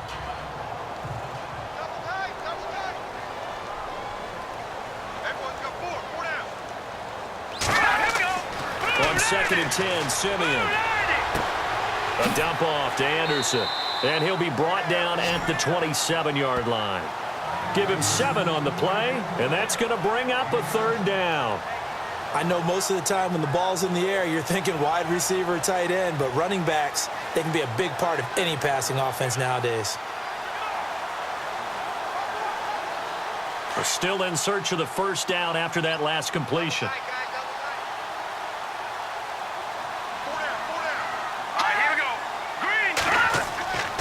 Third down now. It's C.J. Anderson. And he went nowhere. He'll lose yardage back to the 29. He lost 2, and it brings up 4th. Came out in a power set, but that only served to put more men in the box. And guess what? If you're going to do that, you've got to win up front, right? Your offensive guys have got to beat the defenders. They lost all leverage on that play.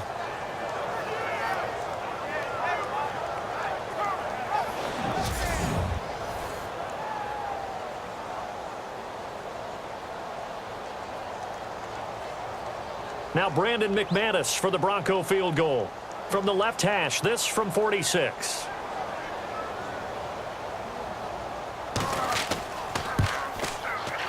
And this one is right down the middle. And that'll bring him back within a point. Well, it can be a thankless job sometimes, but they'll be thanking their kicker here. That's now 4 field goals for him. He's kept them in the game. He sure has, but this offense is going to need to find its rhythm because it's going to take more than field goals to win this football game.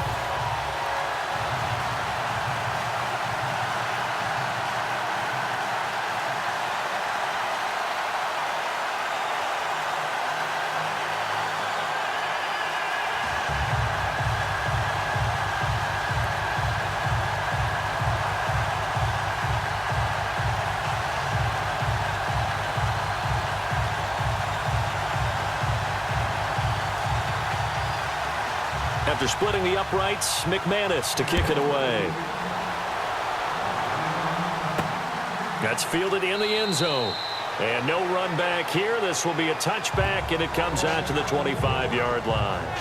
Now we get a peek at the captain of this offense heading back out there. And he comes out on the heels of an interception he threw last time they had the ball. Yeah, and you know, the quarterbacks that I know that are the best ones, the ones that really know how to lead their team, they tell them, that's on me. That's my bad.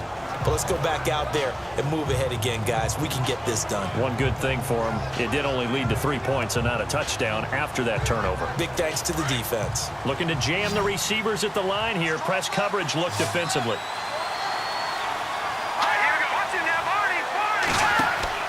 Try to fire up that running game with Dalvin Cook. And they get him down, but not before he takes it across the 40-yard line. It's a pickup of 16 there, and it'll lead to a new set of downs.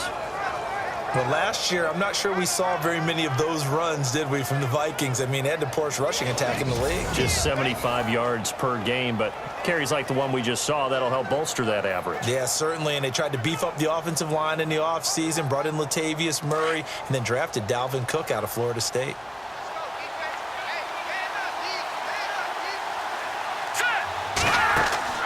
They'll fake the handoff. Now Keenum.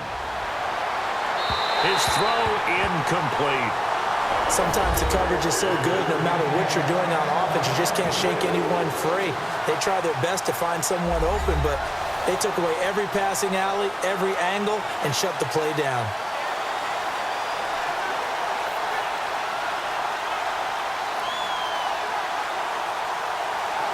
So they're still at the original line of scrimmage here. 2nd down and 10.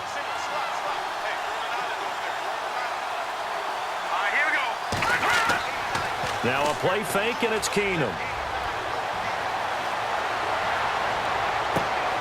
And Rudolph has it left side. That one goes for 24 yards. A nice job there, Charles. They picked up the blitz, were able to complete the pass. That had the total feel of a quarterback in control. Red blitz, got him into the right protection scheme, so he doesn't get hit back there. He's got a chance to step up with supreme confidence and deliver it downfield for a nice completion.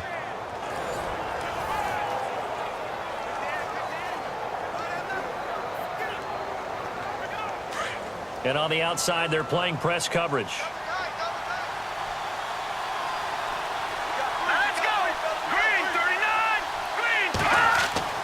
They run with Cook. He's been busy tonight. Look at the spin.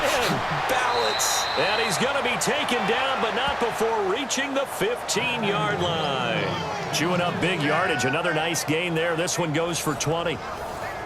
Well, think of it like you would a typical boxing match. The person that's on his heels and absorbing blows is having a tough time. And that's what's happening to the defense right now because the offense is on his toes and punching. And there was another 1st down run right there. So after that big gain, let's see what else the offense has up its sleeve. Here we go now. They run again on 1st down. Cook. And he'll take this one down near the 15. Just a yard on the pickup there, and it'll bring up a 2nd and 9. I'm wondering, partner, if they might need to sub him out for a play or two because after that long run he just had on the previous play, he might not have all of his breath back. Yeah, and they went right back to that well. Different result. And ready now for 2nd and 9. Here we go. Green, 39. Now Keenum. Going with a screen for Murray. Murray has the 1st down and more. And he'll get into the end zone. Touchdown, Minnesota. Latavius Murray, a 15-yard touchdown grab. And the Vikings find a way to stretch their lead. There are several elements to a well-executed screen pass. This one resulted in a touchdown. It had all of those elements. Yeah, you're so right, because you really need the rush to almost get to the quarterback, almost get to the passer. Then you've got to get the ball thrown perfectly, whether it's to the running back, the wide receiver, whoever the screen guy is. And, of course, the blocking has to form in front to get him downfield for the touchdown. Forbath to add the extra point.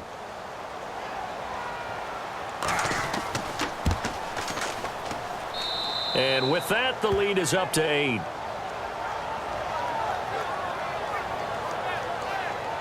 A drive that time of 6 plays, and it all culminates in a touchdown for Minnesota.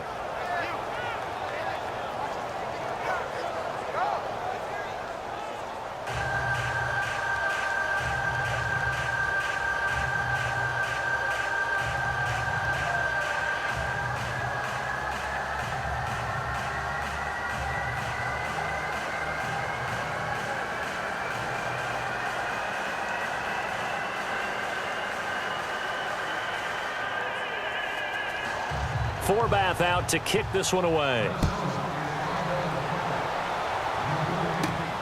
This will be fielded at the 8. And a good effort on the return there. Gets him across the 30 to the 33-yard line. And coming out now, the Broncos.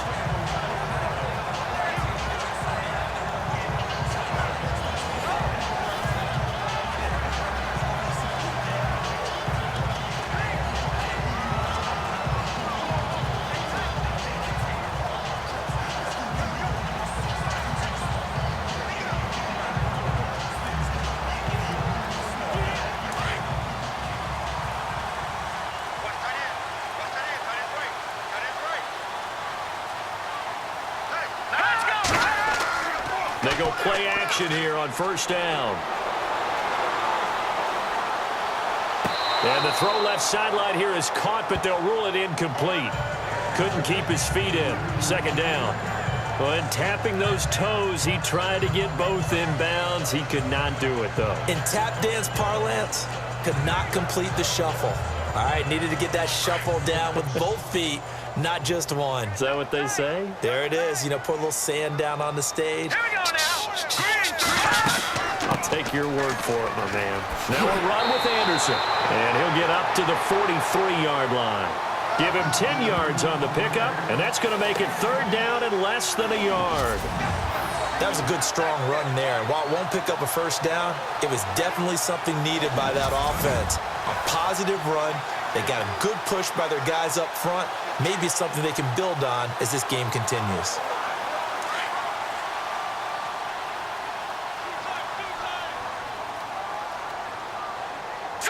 Green 39. They'll run it. Here's Anderson. And not only will he not get the few inches he needs, he's going to go backwards. Call that a loss of 5 yards on the play. And that's going to bring up a fourth down. I know they've got to be careful not to go to the well too often, but it's a fine line, isn't it? Because sometimes, if you've got success, you want to just keep pounding away. But no success there. They rallied quickly on the defensive end. Here's Riley Dixon now. He's been terrific so far.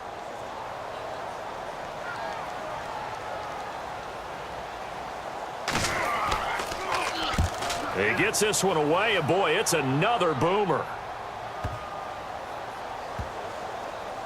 And a nice job here to down this one right on the 5-yard line.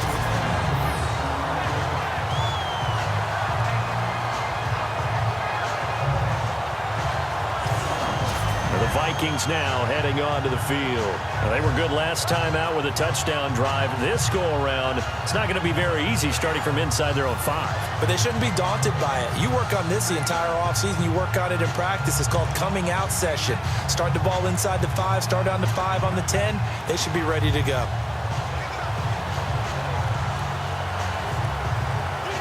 Very tough spot here for the offense to start.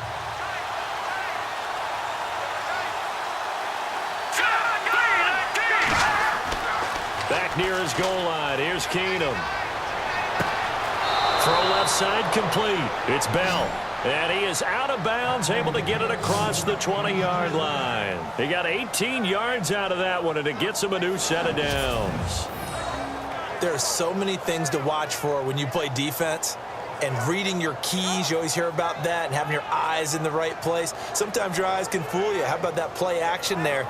And it sprang the big guy, didn't it? Able to dump it over the top to him. Offense comes to the line now, 1st and 10.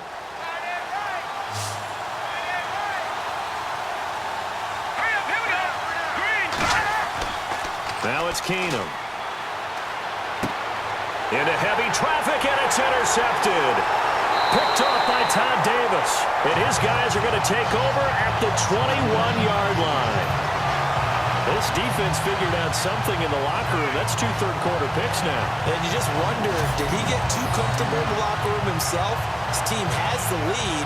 Take care of the football. He's putting them in jeopardy right now.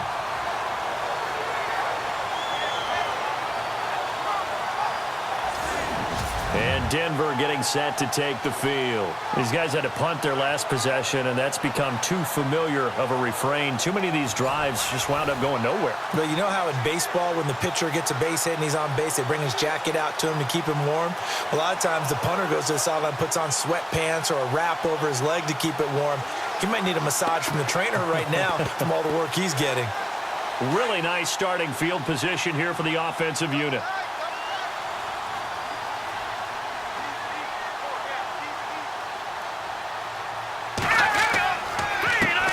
Counter now. It's Anderson trying to run inside, but nothing there. No gain on the play there. 2nd down. Kind of running there at your own risk against that 4-3 and that big line, aren't you? Yeah, and I don't really run it against a good 4-3 team that well because I've got to get those guys on the move a little bit. If you're a static running team, meaning you just want to run it in the middle, you may have some trouble against good defensive tackles. That's what we just saw on that play. No gain. Here's Simeon now on 2nd down. And unable to connect on the long pass. It falls down incomplete. The turnover put them in great field position. They don't want to squander it with 3rd down coming up. No, not at all. And you know what else you do? You make your defense mad. Yeah. They got you the football, gave you a great opportunity. You've got to cash in and get some points. So incomplete on 2nd down. Now they'll look to convert here on 3rd. Off the fake to Booker and Simeon. And that is incomplete. But that was certainly an aggressive call and an aggressive play. Instead of just going for the 1st down, took the shot in the end zone, went for the touchdown. Yeah, and on 3rd down, they said, forget about the sticks. We want 6. Now Brandon McManus for the Bronco field goal. This will be, let's see, 38 yards out.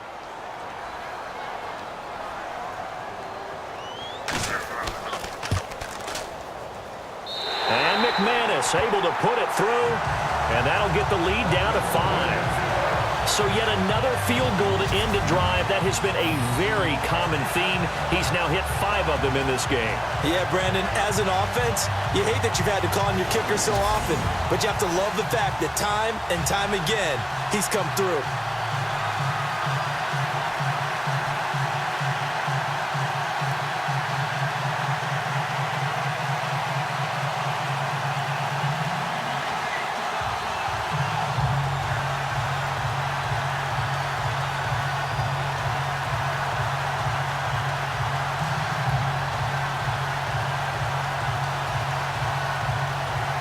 After splitting the uprights, McManus to kick it away. This is taken about 7 yards deep. And no thought to bring this one out. He'll just go down to a knee, and they'll take over at the 25. Now the Broncos defense coming back onto the field. They had the interception last time, led to a field goal. And kept points off the board against them as well. What a great way to end a drive. Take it away and set your offense up to put points on the board themselves. The only thing would have been better a touchdown. Now they'll be looking to get the stop and lead to that here on the next drive.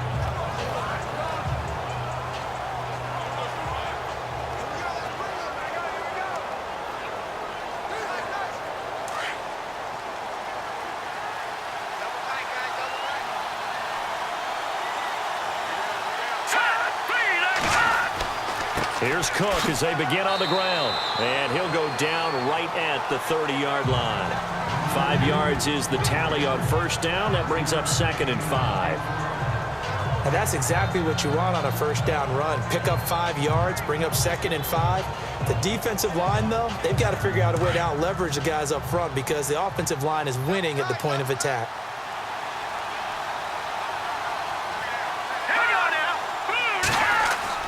Now Keenum throwing on 2nd. And for a 3rd time tonight, he's intercepted. Picked off by the free safety, Darian Stewart. Well, there definitely was some juice on that pass. And while tight ends don't always have the same reputation for hands as wide receivers do, in this case, that ball was expected to be caught. Trevor Siemian ready to retake the field. And the stats on the screen tell the story. A great start. This defense, they made some good adjustments, though. He's fallen off since. Have to like what they did at the half, but you also have to like the fact that they hung in there. Despite the fact they had a tough first half, he was locked in, right? Rocking and rolling. They came out, made their adjustments, got their confidence back. Now they're causing him all sorts of trouble.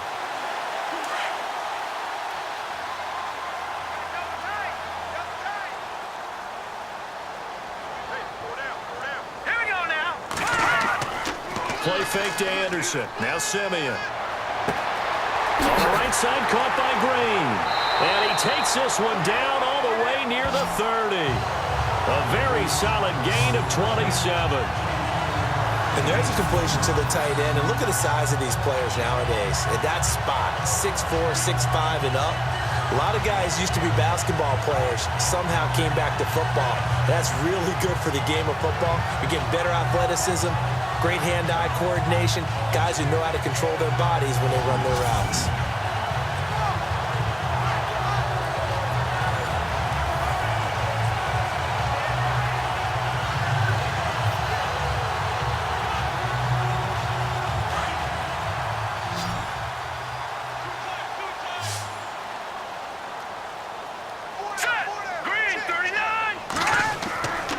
Play fake to Anderson. It's Siemian.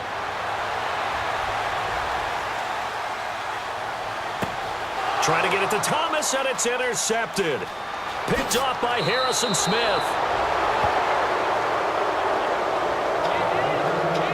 Well, that's a drive killer right there. Not a really confident throw either. This one was kind of up for grabs, and it's going to come down the hands of the wrong team.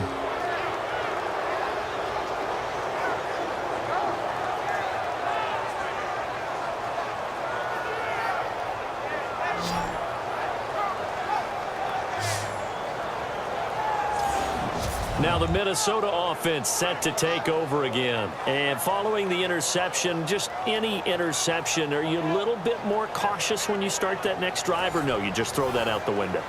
I think you are. I don't think that there's any way you can run back out there and go, totally didn't affect me. Let's just go ahead and be loose with the football again. You're going to take care of it, but you have to be careful about being too cautious because now you can't run any offense at all. Still want to attack. We'll see how they attack them here.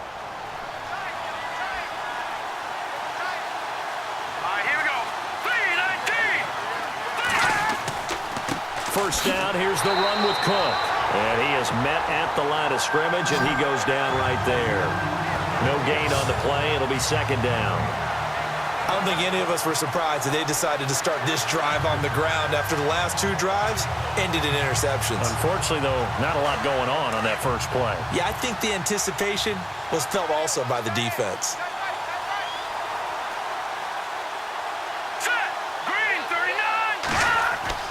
They run it again with Cook. And he went nowhere. Well, he went backwards, back to the 33.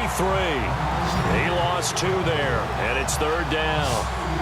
Well, partner, I guess sometimes it's just a matter of philosophy. Some say run it until they absolutely stop you, and others say, well, when you think they're about to stop you, fool them a little bit. I guess they should have tried to fool them on that play.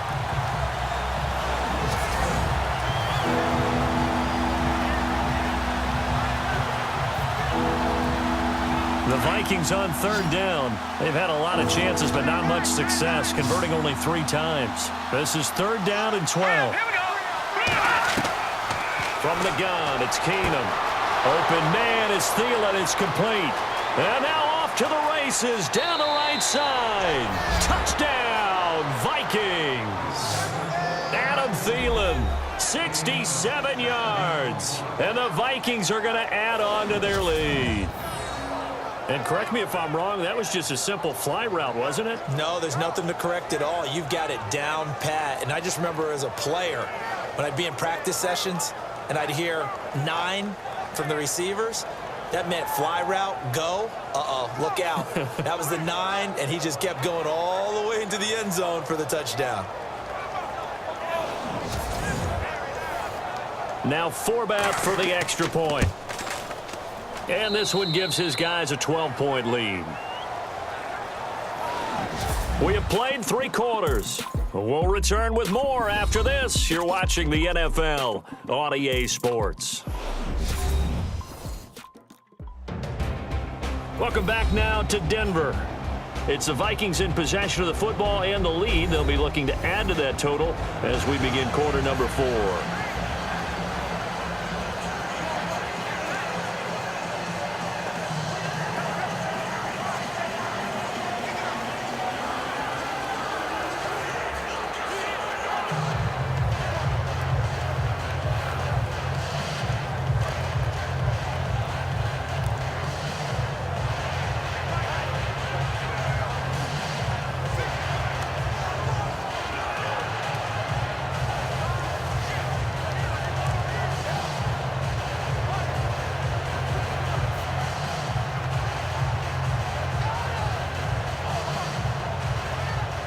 Forbath out to kick this one away. That's fielded in the end zone. And no run back here. This will be a touchback, and it comes out to the 25-yard line. So the Broncos coming out now.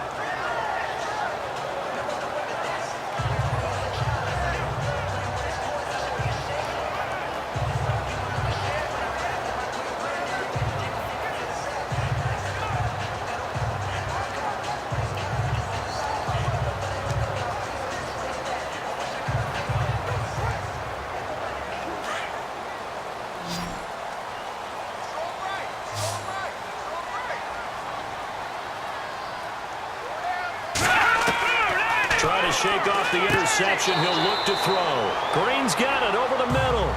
And he'll get to the 29-yard line, brought down there. That throw good for 4. It's second down. At this stage, this drive's got to be touchdown or bust because you need 2 of them. And if I'm the offensive play caller, I'm not just looking at my dagger plays downfield. I'm looking at some of my specials, something that can fool them and give you a big play now. With a sense of urgency. No doubt. Now let's go. Green 39. Green 39. On second down, here's Simeon. He throws and he hits the slant route to Thomas. And he'll be brought down. Oh, that's a face mask. Certainly looked like it. Indeed, here come the flags. Personal foul. Face mask. Defense. Well, when you're leading in the fourth quarter, that's not the penalty you want. Not at all, and now your discipline comes into question. Having poise, this stage of the game, you can't have those kind of plays.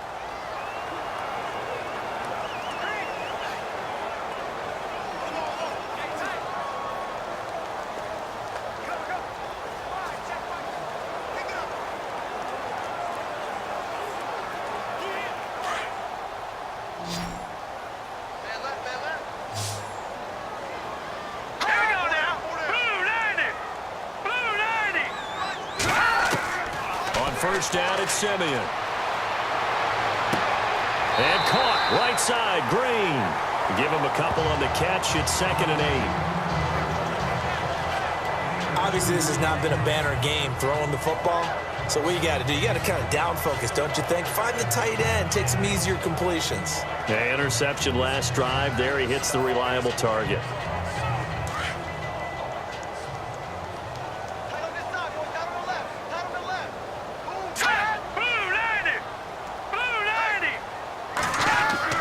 To throw on second is Simeon. And he's got it, complete to Fowler. That one going for a gain of 11 and a Bronco first down. In recent years, the slot receivers really gained stature in the NFL because they can do so many things. Yes, they can line up wide like your normal wide receiver, but to have that kind of courage and toughness to run routes in the middle of the field and become dependable targets for their quarterbacks and move the sticks, those guys are worth their weight in gold.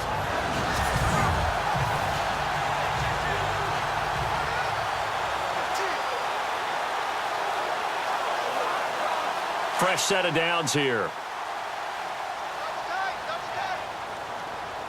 Set. 319. 319. Hot. To the air again, Simeon. He's got his tight end complete. It's Green. The ball comes out.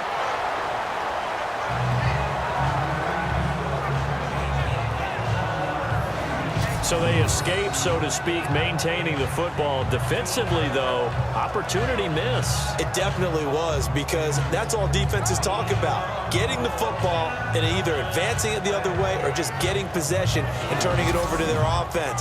That could be a little bit deflating. You're exactly right. A lost opportunity.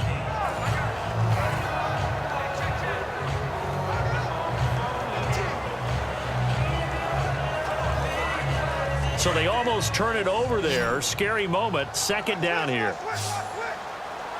Hang on now. Green 39. Green 39. Again, Simeon.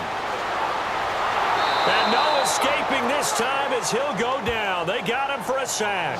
Sharif Floyd busting through to get him for a loss of 6. And on that one, the protection just broke down. You've got to have that leverage, don't you? We always talk about low man wins in the running game for an offensive lineman versus a defensive lineman. It's essentially the same thing in pass protection. Get lower than that defensive lineman so that you can keep your balance and keep him away from your guy trying to throw the football.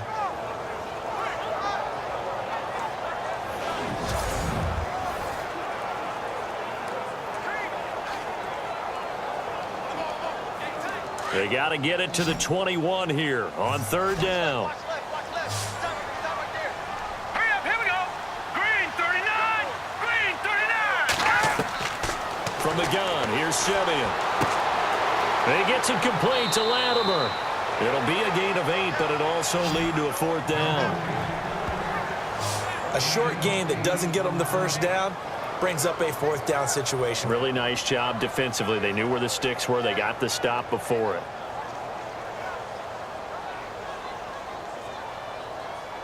Okay, so thought they might go for it here, down late. Instead, they trot out the field goal unit. From the right hash, this from an even 40 yards out. And McManus able to put it through. And that lead is back down to 9 now.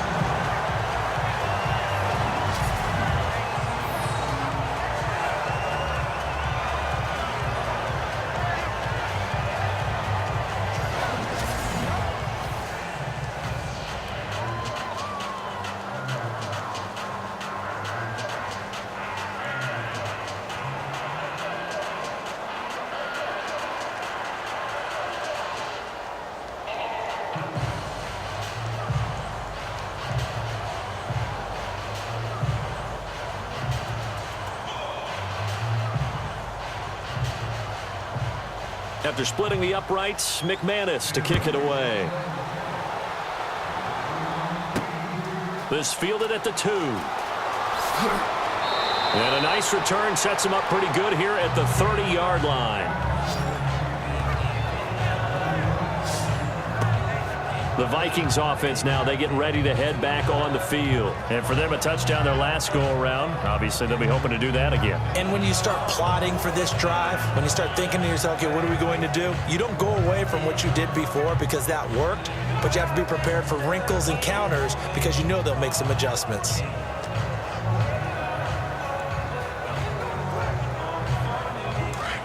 Looks like the defense in press coverage here.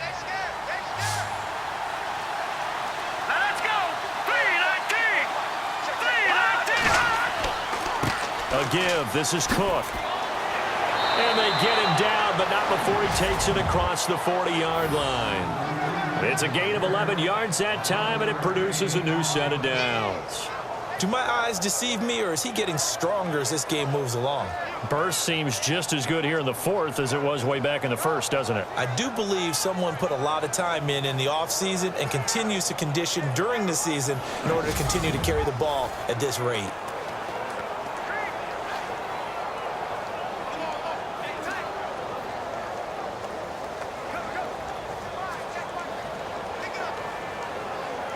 First down and 10 now for the offensive group. Here we go. From the gun, here's Keenum. He'll be brought down by the Broncos. It's a sack.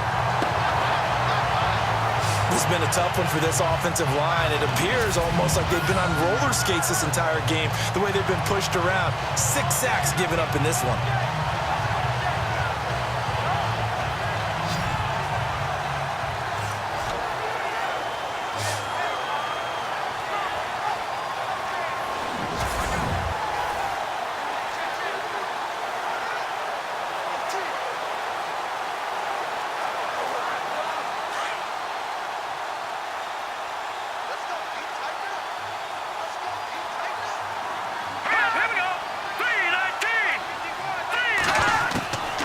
They'll run it now out of the gun.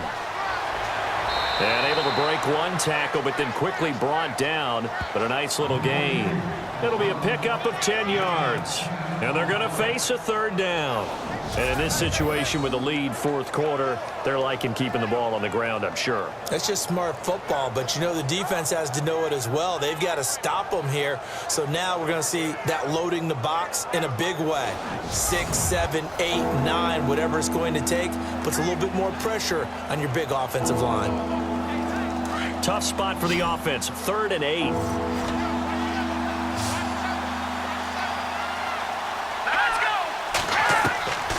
Shotgun snap for Keenum. And shedding through the tackle. And he'll avoid the tackle there with a slide. That one good for 15 and a first.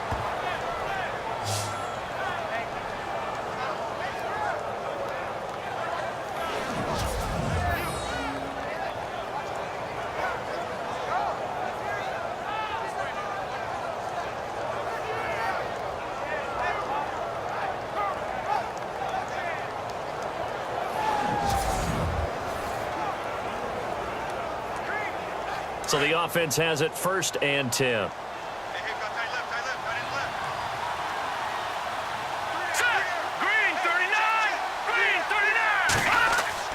Now a play fake here on 1st down.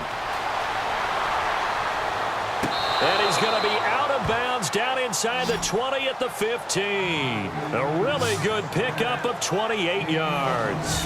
Well, even after all those interceptions, he's not deterred, still confident to go deep at work there. I think all the old rules about playing that position still apply.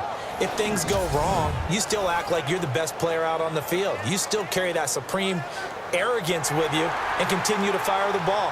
I've seen guys have games like this, and this is where you find out if you're great or not. Can you overcome some interceptions and still lead your team to victory?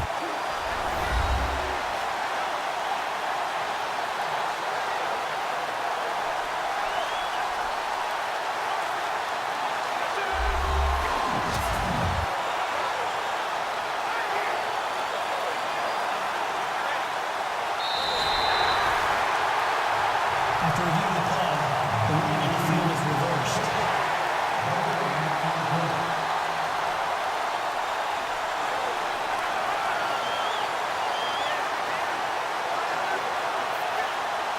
And on 2nd and 10 now.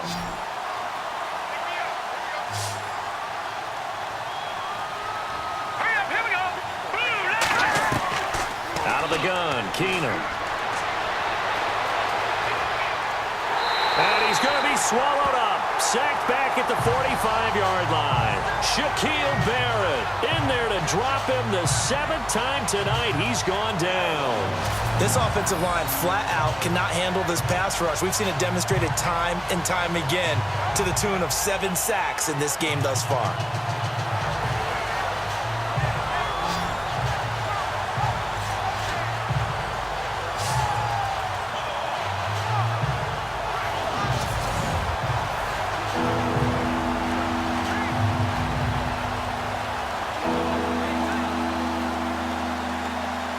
So it's 3rd and long, and defensively, not a real surprise. They're in the dime. Let's go! Blue 90! Blue 90! A shotgun snap for Keenum. And he couldn't hang on to it through the contact. Incomplete.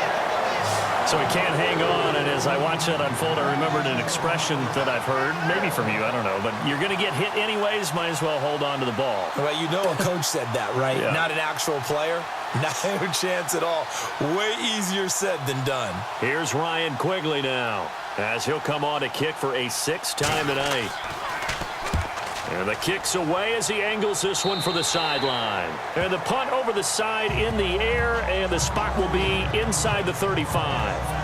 And Denver getting set to take the field.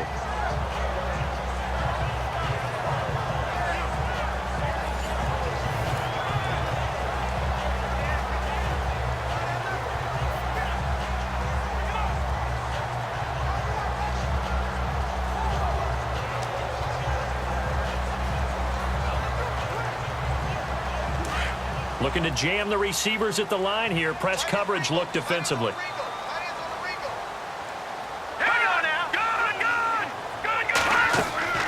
They'll fake the handoff. Now Simeon.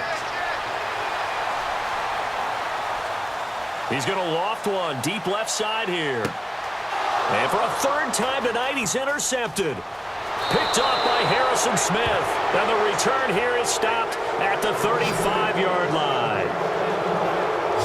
Both defenses have had their struggles, but they've been good enough to get them this lead, and another nice play there to help preserve the lead. It's been a game of punch-counter-punch, hasn't it? All throughout. But this time, the big swing was taken, and it didn't land. Nice play by them on defense.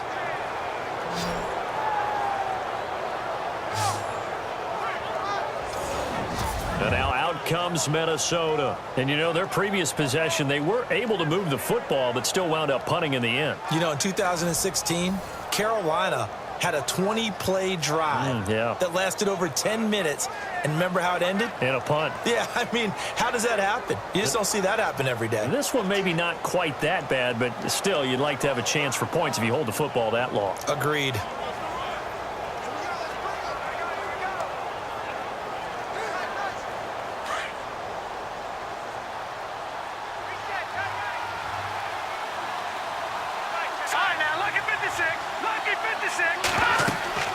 They'll run it now out of the gun. And this defense not giving him anything there. Maybe a yard up to the 36. Well, Brandon, pace comes into play now because they've got the advantage. They've got the football, but they've got to be very careful about what speed they're going to play. You know, my music teacher back in New Paltz, Mrs. Bythema Bagley, used to say, don't go prestissimo when you really want to go largo. And what she meant by that is don't go too fast when you really want to go at a nice, slow, deliberate pace. I am speechless. I am without speech. And able to get this one across the 45 before he's brought down. Give him 10 yards on that one, and that'll earn him a fresh set of downs. Oh, that's one to warm the hearts of all those old-school football players, isn't it? Tough, hard, gritty run, got behind his pads, bowled over a few people. Look at that one, right up the gut. Saw it through 3 quarters, no reason to lighten up now. Now the offense lining up 1st and 10.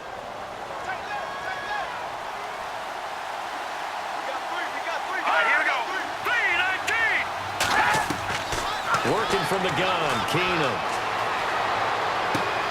Finding his safety valve here. That's complete. And taking it across midfield and just shy of the 40. Another nice gain, 13 yards that time, and another first down. Another nice pickup through the air, and I think a lot of people might expect them to run the ball in this situation, Brandon, but with this lead, they're electing to throw the football. Swings, slants, quick outs, things that they consider safe.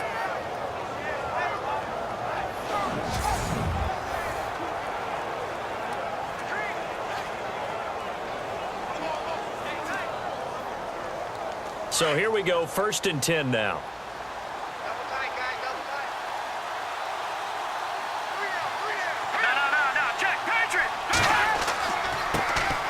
They run it for the first time with a backup Murray. And he'll bring this one inside the 35. A solid run on first down. Gain of 7 leaves him with a 2nd and 3.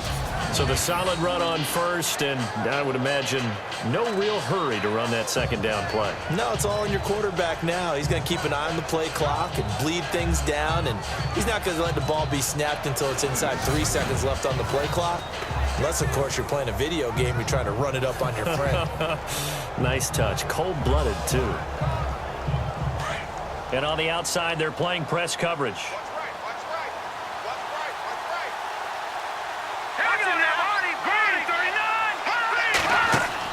On 2nd down, here's Keenum. Over the middle here to Rudolph. And he'll be brought down at the 27-yard line. 7 yards there, good enough to move the sticks. They had 2 tight ends in the formation on that one. It looked to me like he had his pick of receivers downfield. I think he was just planning on going over the middle. That's what he did. Picked up first down, too.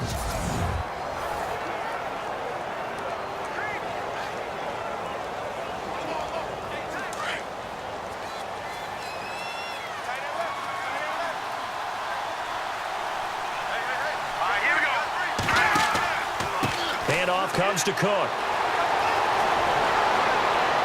And he will score. Touchdown, Vikings. A great play there. 27 yards. And the Vikings find a way to stretch their lead.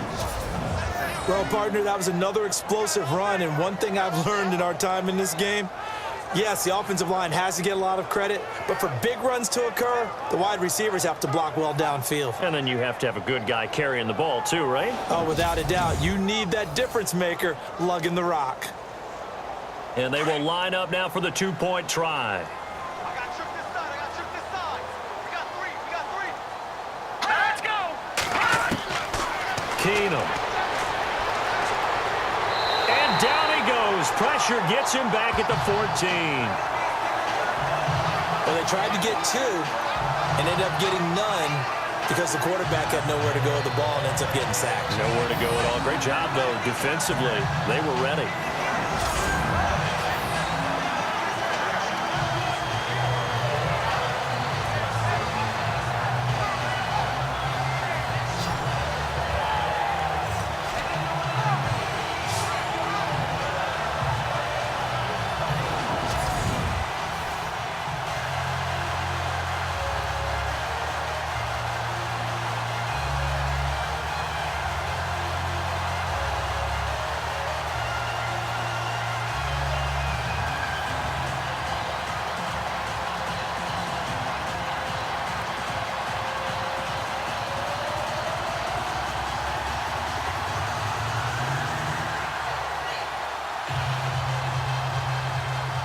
Forbath out to kick this one away. This is taken about 7 yards deep. And no run back here. This will be a touchback, and it comes out to the 25-yard line. Out comes this field general once more, leading his offense back onto the field. With his guys trailing here in the 4th, he can ill afford a repeat of the interception that ended the last drive. Yeah, you're 2 scores down. You take it upon yourself now to play perfect or near perfect football if you want to get your team back into the game. But it's also tough to do when you're trying to avoid errors, yet still play perfect football.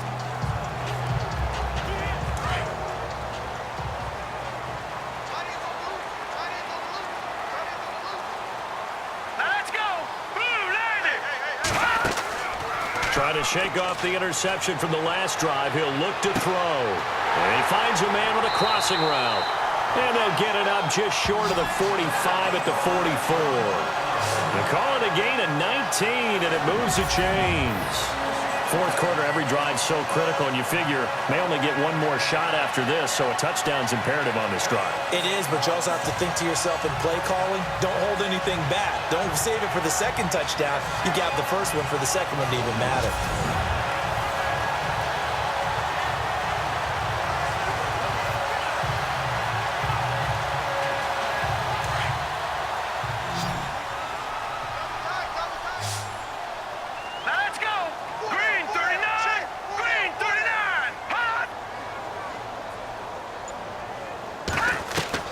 Simeon on first down. And it's caught over the middle by the tight end, Green.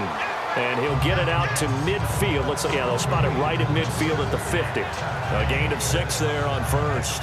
You got the big lead defensively. Willing to give him that underneath stuff, right? And this is why you work on your tackling.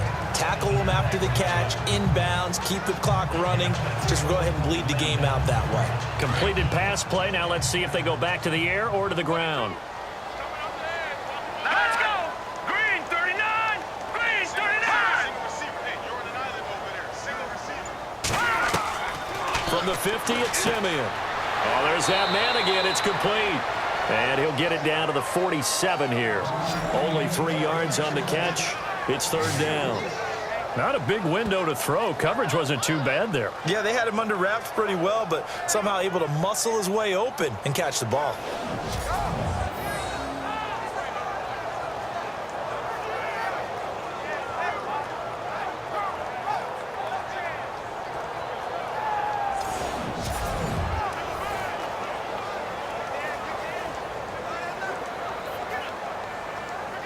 So third down, just 1 yard to go.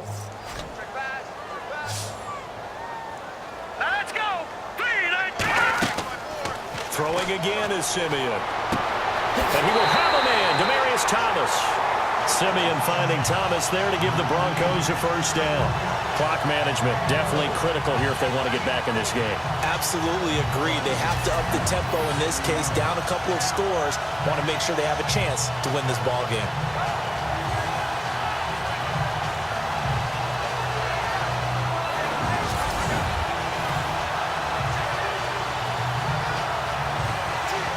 Offense comes to the line now, 1st and 10. All right, here we go. 3-19! Simeon throwing again.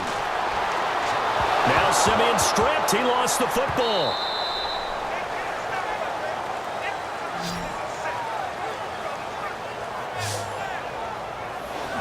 And a little bit of good fortune there. He wasn't able to get it back, but he did have a teammate on the spot able to retain possession for them.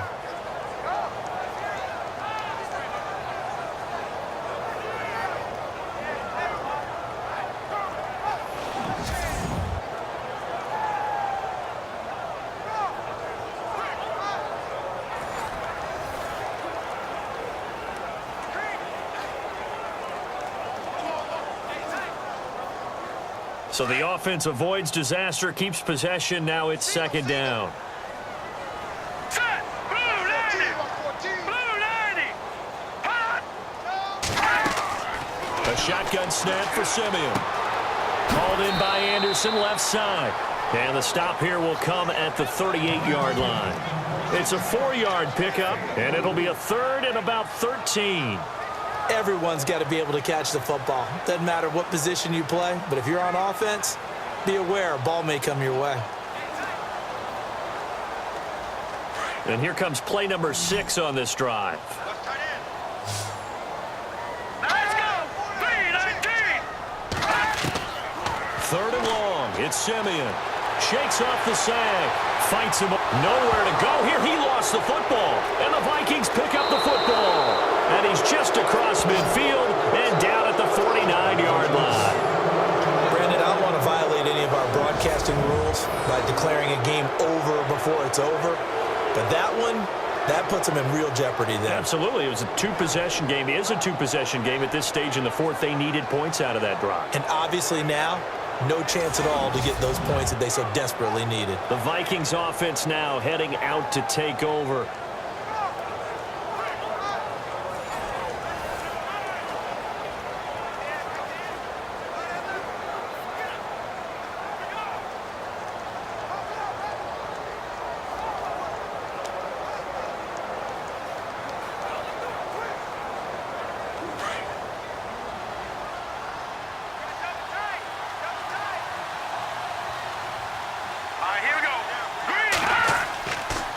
They run. Cook. And he's going to be stopped up at about the 47-yard line. 2 yards on the carry there. It'll be 2nd down. I like a guy who understands the situation. I also like a guy who you look at him and you say, that looks like a guy who knows the coach is going to say, guess what? You drop this one, you'll be carrying around the training facility for an entire week. Maybe flashback to high school or college, carrying it around campus, right? The old gauntlet drill, right? Anyone get the ball out while he's sitting in class and bring it back to the coach, he's in big trouble. So the Vikings in possession of the football as we get you reset. And you'd have to figure they're just looking to burn these final 2 minutes away and get out of here with a victory.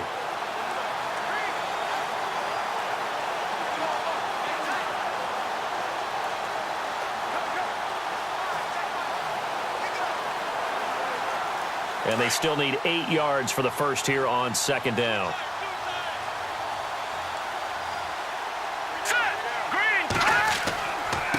On the carry, it's Cook. And able to push his way forward here for a good little gain. And now we'll see a timeout used on defense as they stop it right out of the break with 1:57 to go in the ballgame.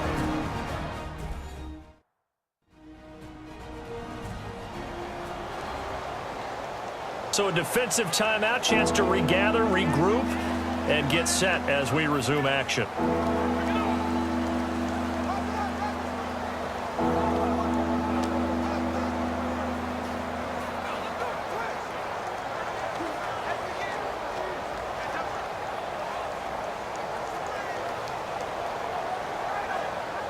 And now it's a 3rd and 4 situation for the offense. Here we go now. Green 39. Throwing is Keenum. He's got his man on the crossing route. And now we're going to get a timeout defensively. So another stop, 1:50 left in the football game.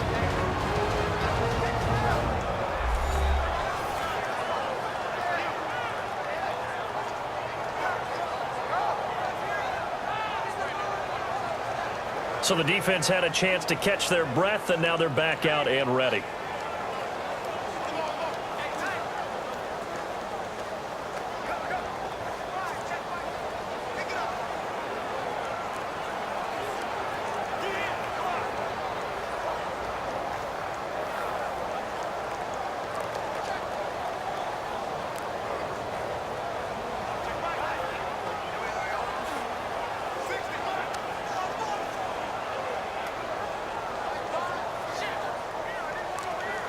Fresh set of downs here.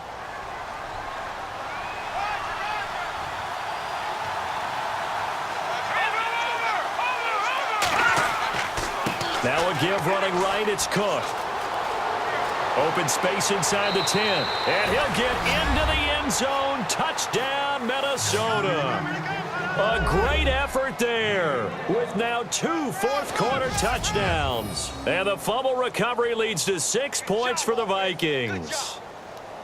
And he certainly played a pivotal role with those 2 TDs and why they're up on the scoreboard right now. Well, someone's all about winning, aren't they? Because he's not worried about the number. Sure, it's great to have 2 touchdowns. But the bottom line is what he's doing is contributing to their lead. He wants to continue to do so. Still an important piece of business to take care of, the extra point. And he's been a busy man, 5 for 5 now as he knocks another one through to extend the lead. Scoring summary, 3-play drive. And it's capped off by the touchdown run coming from Dalvin Cook.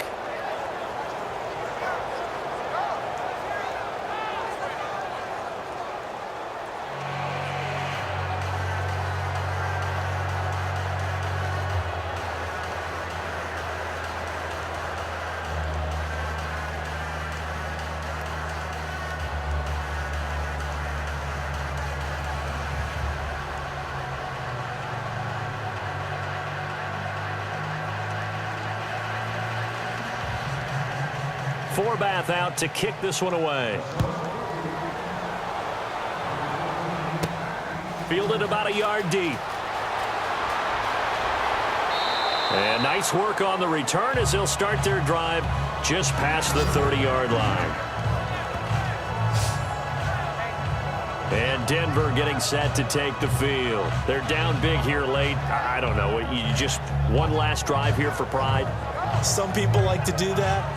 I remember playing for a guy once. We were down huge, and someone said, "Coach, what do you want to call?" He just waved a hand like, who cares? Let's get out of here and do something some other time. But some teams like to do something at the end to feel a little bit better as they continue to move forward. Yeah, probably just want to put this one behind them.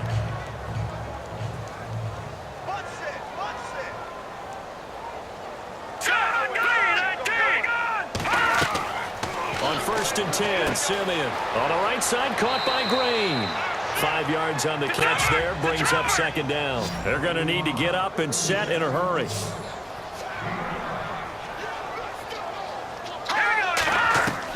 Here's Simeon now on 2nd down. Throwing over the middle, and it's incomplete. C.J. Anderson, the intended target, and it's 3rd and 5. Let's face it, perfection is something we all chase, whether it's playing this game or whatever we do. Hard to attain, but that's what they were searching for as that pass goes incomplete. 3rd down here for the offense after the incomplete pass. All right, here we go. Out of the gun, Simeon. Pressure coming from the Vikings, and they get there and bring him down. Daniil Hunter in there to get him the 6th time they've sacked him tonight. Let's go. And looked like some movement there. Let's get the call. False start, offense. Not a great start to this drive. You had the sack, now the false start. I mean, it doesn't take much to either read lips or just imagine what the head coach is saying right now. Get your head in the game, guys. Let's go.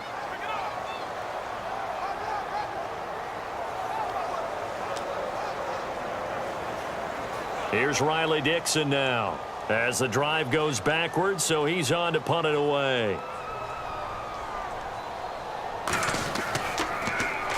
Averaging over 50 yards a punt so far as this one's away.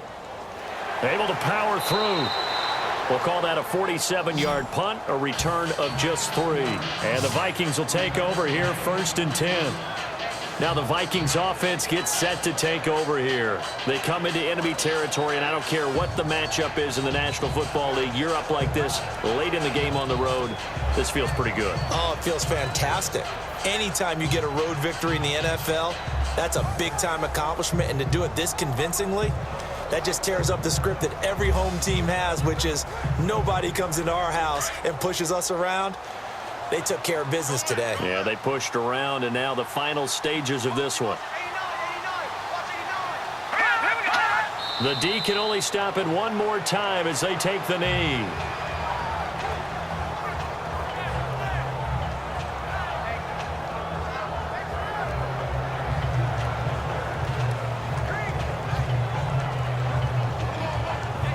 A little bit of ground to make up for the offense as they face a 2nd and 11.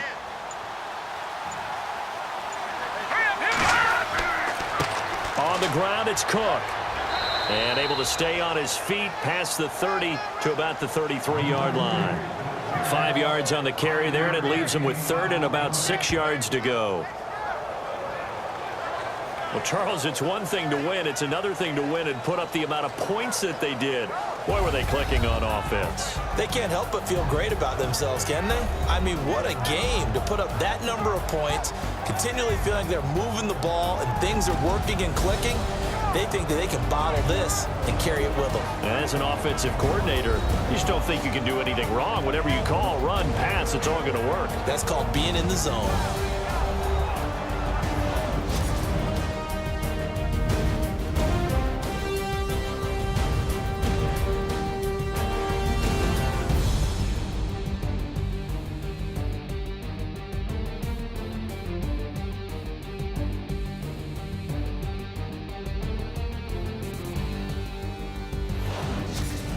So that'll just about do it for Charles Davis. I'm Brandon Gaudin. You've been watching the NFL on EA Sports. For more, log on to easports.com. From Denver, good night, everybody.